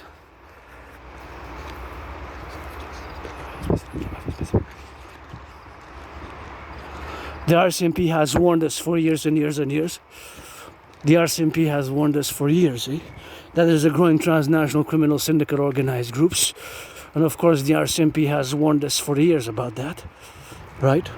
But now we have the reality, and this is the reality now, that we are finding ourselves in this undesirable situation. I get goosebumps. It's serious. It's a sound of alarm. We're designated by the official in black and white, by the papers of the White House. Canada is designated as an unusual and extraordinary threat to the American people. And it says there, it's because, of course, the lack of our law enforcement coordinating with the US law enforcement. And of course, coordination implies some cooperation, but when you cooperate, you can also just exchange skills, knowledge, and information. You don't necessarily cooperate. While you can cooperate, you don't necessarily coordinate, but when you coordinate, you have to cooperate. So that is the relationship thereof between coordination and cooperation. So if you coordinate, you also cooperate. But you cooperate, you can just exchange information, right? And knowledge and intel. But besides that, it could be not necessarily coordinated. So it says that law enforcement, Canadian law enforcement, such as the RCMP, which is the co-equivalent of about the FBI, Federal Bureau of Investigation, the Royal Canadian Mounted Police, that there wasn't enough or lack of cooperation, right? And the RCMP dismantled on the 25th of October in Surrey, BC, the biggest ever super lab in Canadian history, which produced enough fentanyl, 90 million doses, which potentially, listen to this, could have killed the population of Canada twice over. That's like 88 million people just in that one super lab. So much fentanyl could have been so deadly, and more I'm quantifying this fentanyl not as a drug, but as a bioweapon. Because if people are dying from it, right? So if people are dying from it,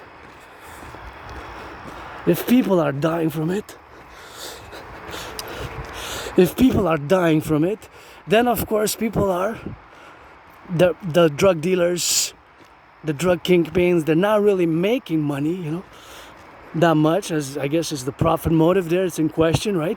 So that means that it's as if it's been tampered with, possibility for it to become a bioweapon, not necessarily a drug, recreational drug. And in 2019, we legalized the cannabis, coast to coast, ocean to ocean. We legalized the cannabis. It's legalized now. Cannabis is legal. Cannabis is legal. Cannabis is legal.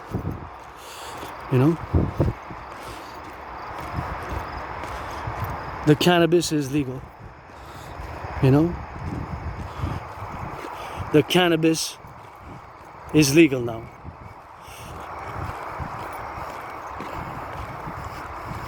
The cannabis is legal. So we have legalized, the cannabis.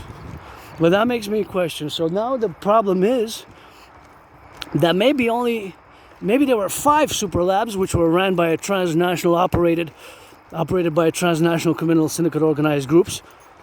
And the RCMP has warned us, at least since 2015 and more so during the coronavirus period, that there's a growing transnational criminal syndicate organized groups operating in Canada.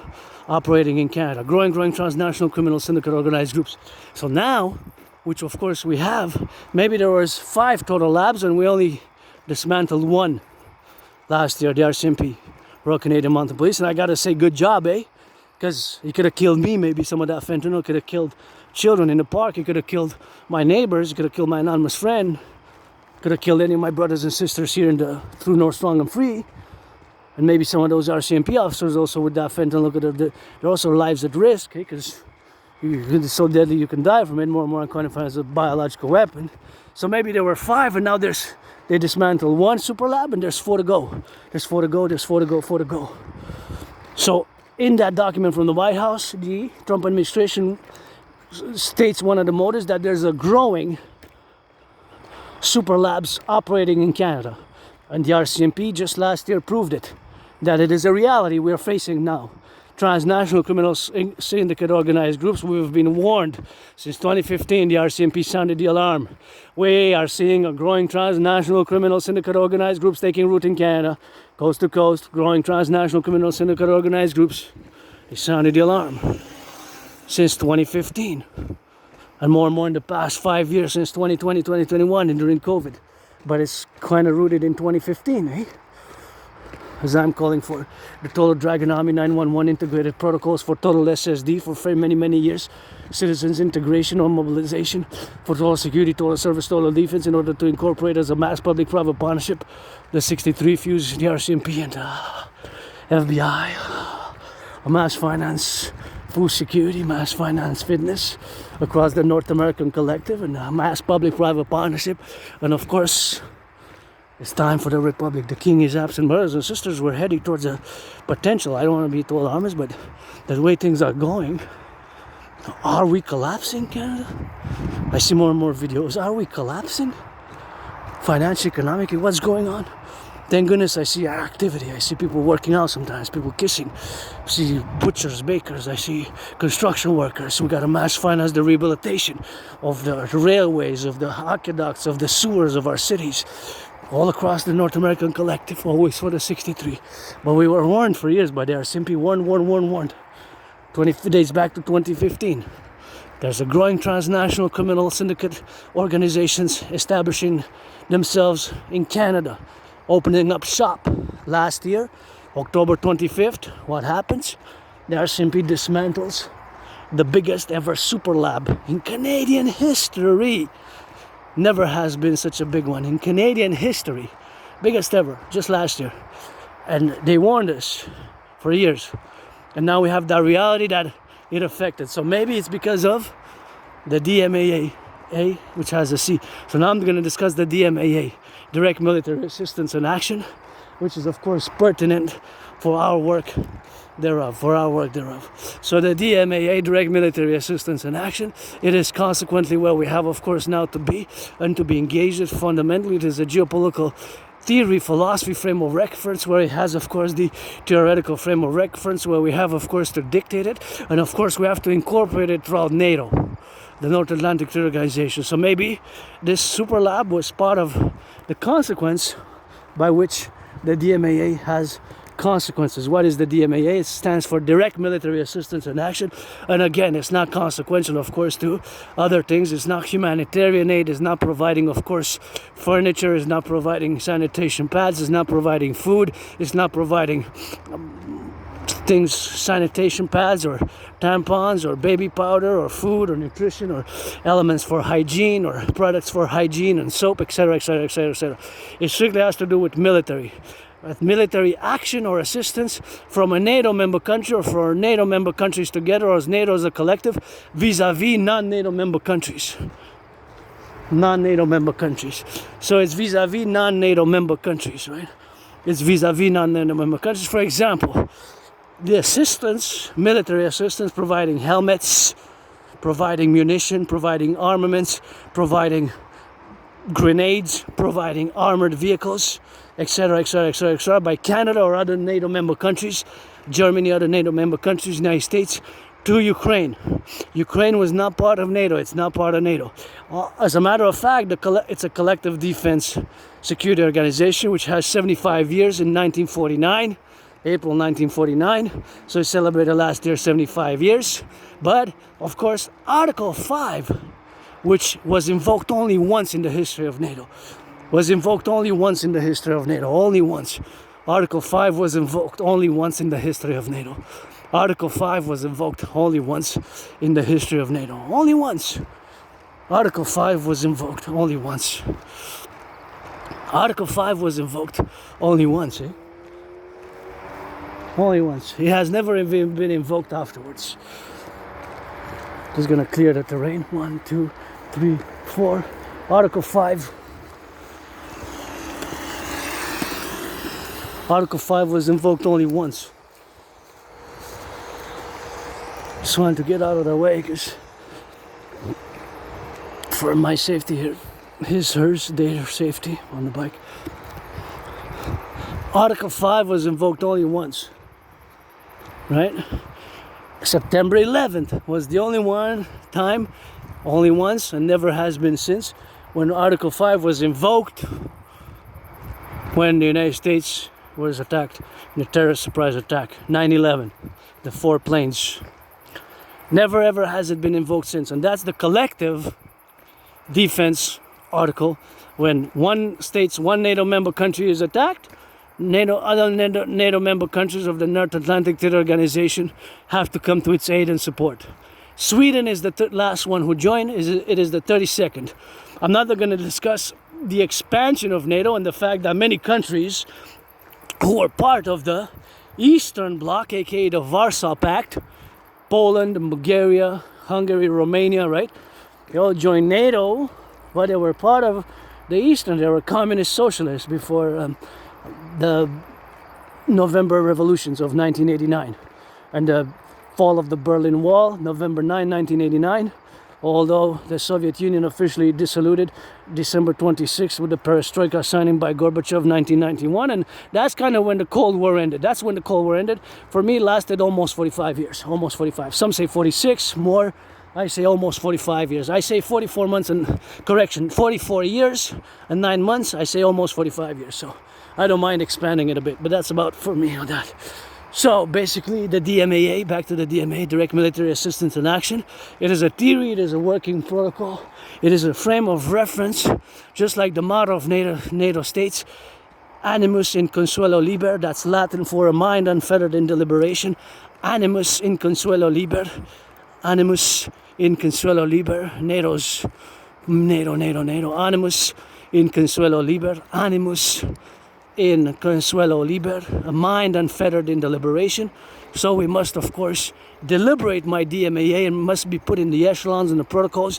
It certainly will be as the Dragonomic contingent for the total new 911 Dragon Integrated Citizen Integrated Security Protocols for CIT, Citizen Integrated Theory, to be put into practice, the CIT. Part, of course, of the Operation Northern Scorpio, Coast to Coast, Ocean to Ocean, as we gonna set up the national and the binational Salvation Front. The binational Salvation Front, as we're gonna set up the binational Salvation Front for Canada, United States, coast to coast, ocean to ocean, and we're gonna, of course, implement my Trinity of theories for the future. So the DMAA, Direct Military Assistance and Action, or Action or Assistance, it could be both. Action is the bombing of Belgrade, Yugoslavia. Action is against ISIL in Syria, in Libya, intervention in Iraq, other countries that are non-NATO member countries where Article 5 is now relegated to be put into practice because no NATO country was officially attacked, such as the case of Russia, Ukraine, Israel, Hamas, right? Taiwan is not part of NATO, and neither is Pakistan or India, right? We have 32. Sweden is the newest one. Like I said before, a priori, that before October 7th, I was advocating simultaneously for Mexico and Israel to join simultaneously as respectively the 32nd and the 33rd member of NATO. So of course now we have this dynamic where we are of course resoluted to be in all the contingencies where we are now for the finality of our domain. Of course that the DMAA is not just a theory, is a philosophy, is a work tool, or of course it has to be implemented as a work tool, consequently in all the domain where we have now to get it on the go and get it of course to implement that domain. That it's not just is to be a working domain, of course with consultation, again just like the motto of NATO, but it is a work tool as well. Because the DMAA, whether NATO takes direct military assistance or action, such as the case of Ukraine, the potential in parenthesis C, there's a C that is the consequences. The consequence can be that those, for example, the consequence can be, and it is in many ways, for example, the Russia and China strengthening, solidifying their political military alliance.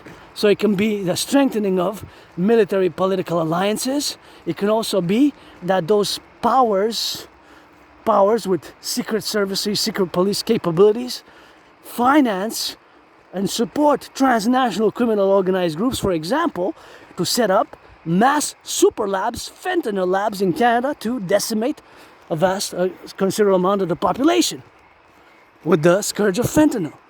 And what that causes, right? The addiction to fentanyl is quite problematic, right? For fellow citizens, it seems to be very harmful. It's not I don't classify it as a recreational drug anymore. So many people are dying, and the functionality of being functionality for potential health risks to others, especially to children or others, it's a major impact of the public security, public sanitation, or the public safety and sanitation, So we have to do it.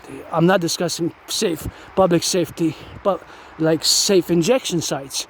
If it's clean, if it's properly done, it has to be with some clean and properly done. But again, the fentanyl, that's something which more and more I classify as a bioweapon, because it seems to be so. To me, it doesn't make sense. Right?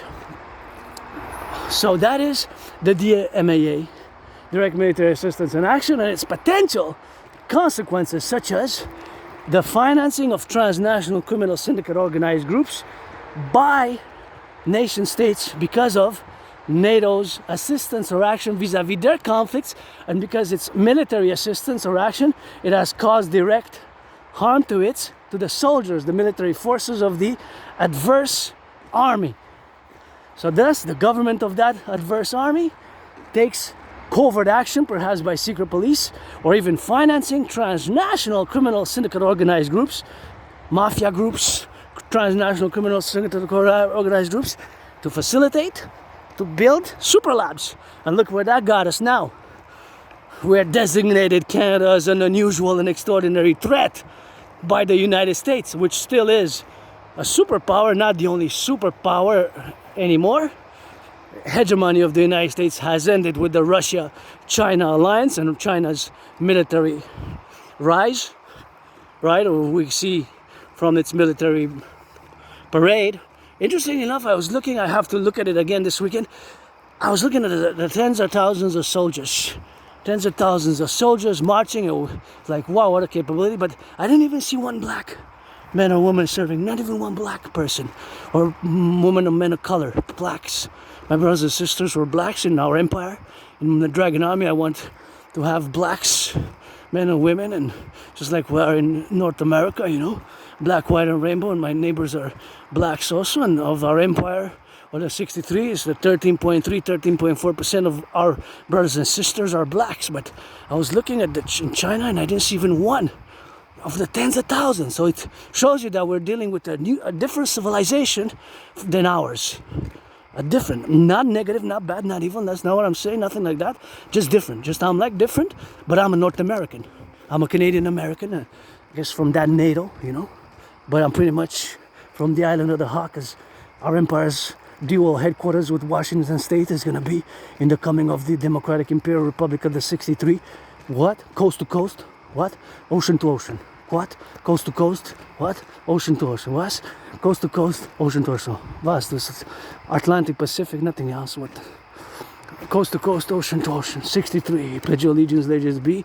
And the DMAA for NATO has to be implemented. And the DMAA, Direct Military Assistance and Action, of course, has to be implemented across the NATO plateau, where we are, of course, figuratively, of course, to be in the propositions where we are, of course, now, for the domain, of course, of where the plurality of the situational awareness are now, to get it, of course, on the go, and, of course, to get that transnational criminal syndicate organized groups that were potentially financed because of the DMAA, Direct Military Assistance and Action, which, of course, are formulated now, of course, in the transverse and adversarial positions where we find ourselves, to coalesce as a pro-labor, love, universal, revolutionary, centrist, pro-labor, love, revolutionary, centrist empire of the PPP, public-private partnership, for the coast-to-coast, ocean-to-ocean. That is just fundamentally where we are now, as we're going to roll coast-to-coast, ocean-to-ocean, and we're going to create this two dual complementary covenant and cooperative institutions, the Dragon Army, aka the Imperial Democratic Republic SSD Legion. We're going to fuse the RCMP and the FBI, and we're going to finance across our empire, the 63, with our resources, pull it together to give some property to the coming imperial citizens of the empire, such as financing tourism. But now we're going to discuss the DRT, debt refusion theory. Super important that I discuss now the D, the R, the T, the debt refusion theory. So meditate on the DMAA, we're going to discuss it again, but now I have to go to the DRT, the debt refusion theory, which we have to discuss together as I go there. We're going to get a little bit of that hydration because getting on that thirsty and then doing a little bit of that cadence. So the DRT, my brothers and sisters, has to be implemented across both Canada and United States, because both the majority of the population of Canada and United States are of course now suffering from of course the majority of course of the problems which they're suffering of. Of course we are now suffering, the majority of the population, from four main problems, and those of course four main problems are of course the problems which are economic, financial in nature. So one of them is the growing cost of living. The prices are increasing. Price of goods, price of bacon, price of milk, price of cheese, price of lettuce, price of bacon. All the prices of the goods, most goods are increasing in price, right? The prices are increasing. So cost of living, the stagnation of the salaries, so the salaries are stagnated. The majority of the salaries are stagnating, right? The growing indebtedness via the growing debt is a problem. Even now somebody's swiping that credit card. So growing credit card debt. Debts are increasing. The growing credit card debt, somebody even swiping that credit card now. And of course that is the problem of the growing credit card debt. And I need to hydrate here because I gotta get that HYDRATE. Gotta get that hydration, and we're gonna switch a bit here, and that's what we're gonna do now, you know, the conversations and in the plural concomitants, of course, to be now and see here. So the four main problems are pressing, right? So we have four main problems which are affecting us in a way, of course, which they have not before. So these four main problems, let me get the bottle of water, are as I have, of course, enumerated them. I just want to hydrate. I'm not going to rest, but I'm just going to hydrate, and then we're going to get going because I want to get my 5 hours at least minimum, and we're just going to HYDRATE, and we're going to consummate, of course, get that hydration. Going to drink it all. This is, of course, water. Grateful to have this water, but it's not actually from the, it's actually from the fountains, right? From the fountains, and that's the water which I got from the fountains there, and we're gonna get a little bit of that fountain water here. See, gonna just hydrate it. So we're gonna HYDRATE it, and we're gonna discuss the DRT, the debt refusion theory, consequently. That's what we're gonna do now. And so we have four main problems which are affecting us in whatever case may be. The four main problems are, of course, of an economic, financial nature, and those four problems are, of course, interdirected, of course, to be now organized, of course, in all the situational awareness. So HYDRATE, hydrate. Gotta get on that hydration, and that's where we're gonna go do that hydration now, and then we're gonna go back into the jungle.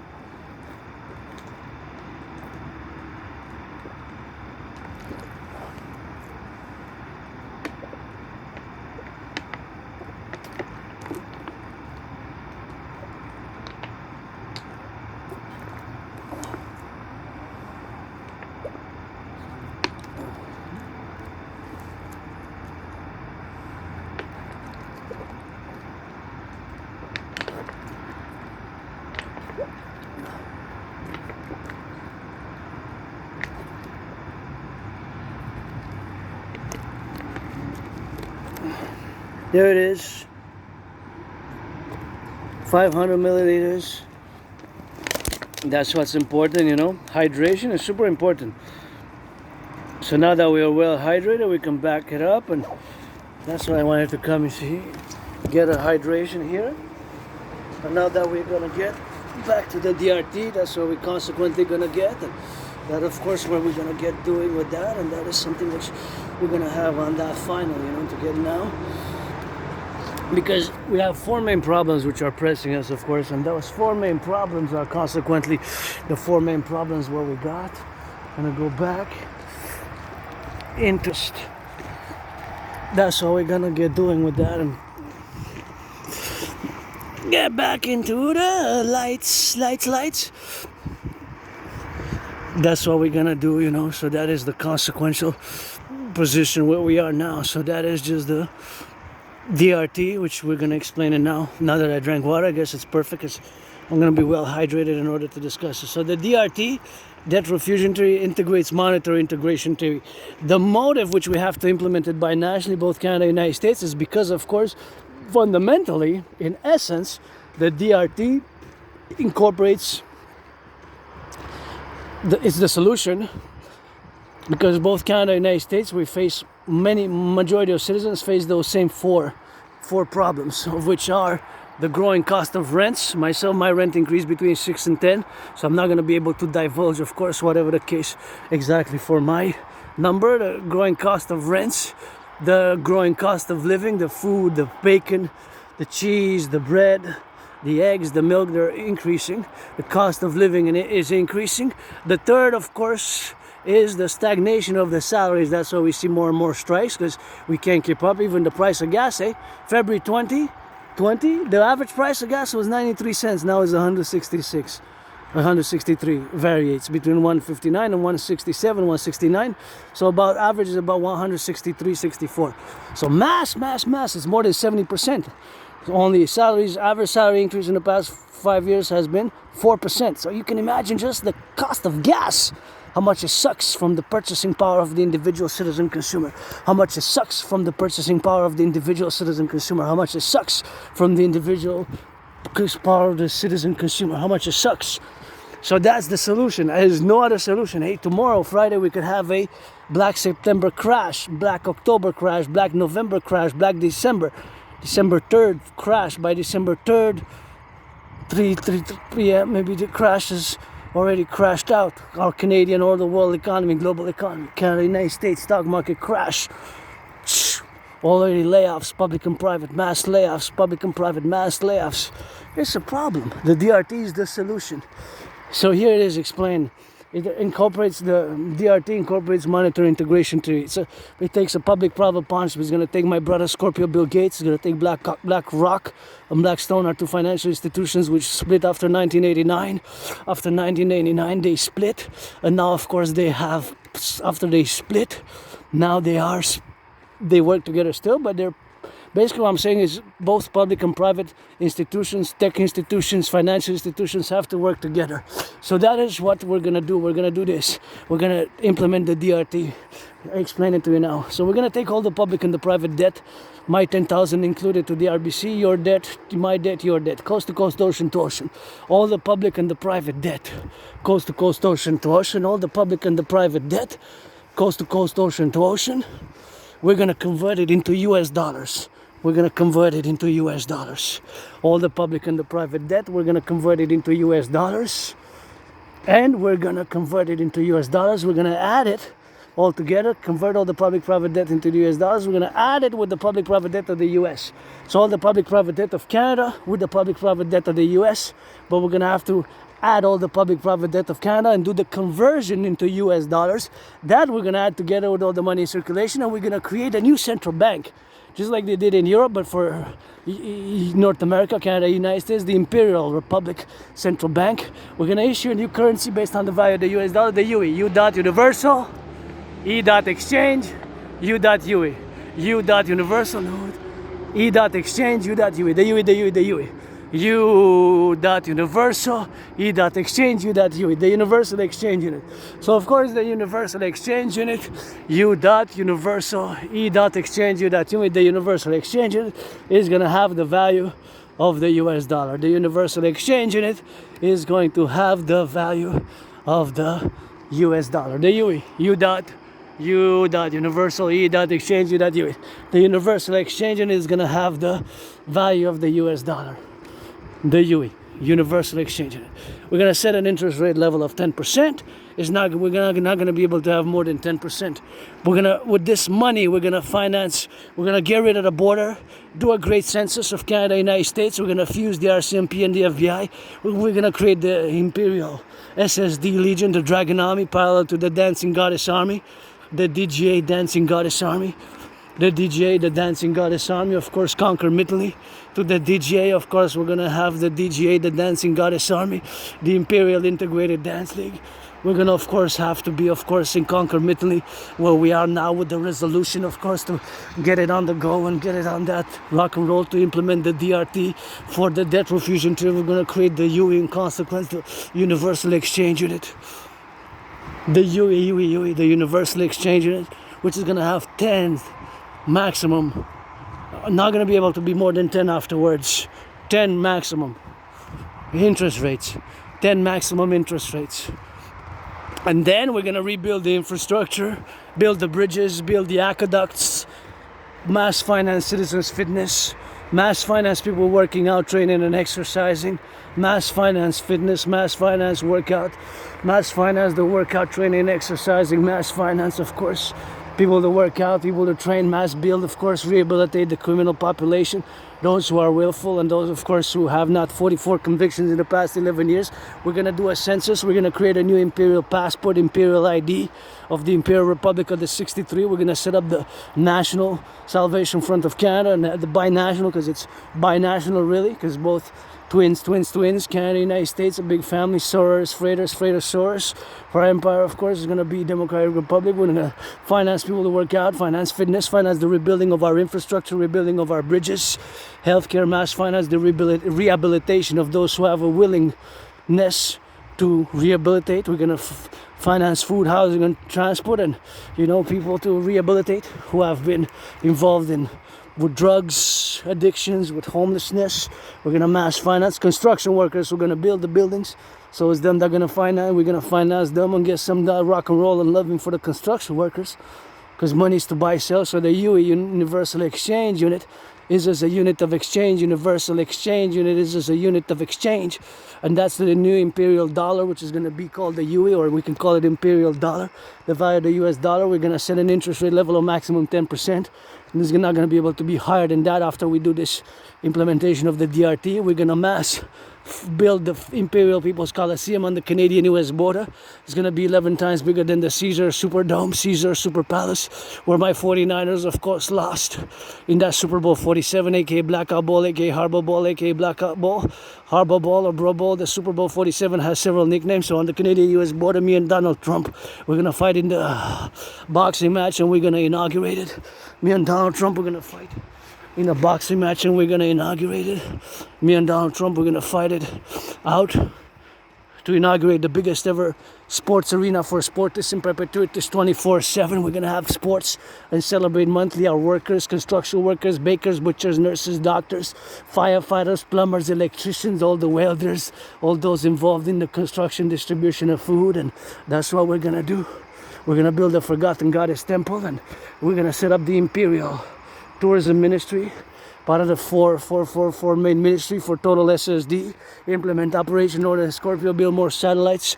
We're going to mass concordiate, of course, do the rehabilitation, mass produce, of course, webcams, all integrated telecommunications and security services plateau for the civilizational complex of the 63, where citizens can be informed, of course, of activities. And of course, we're going to implement the citizen integration tree for all total security service and defense for the 21st century.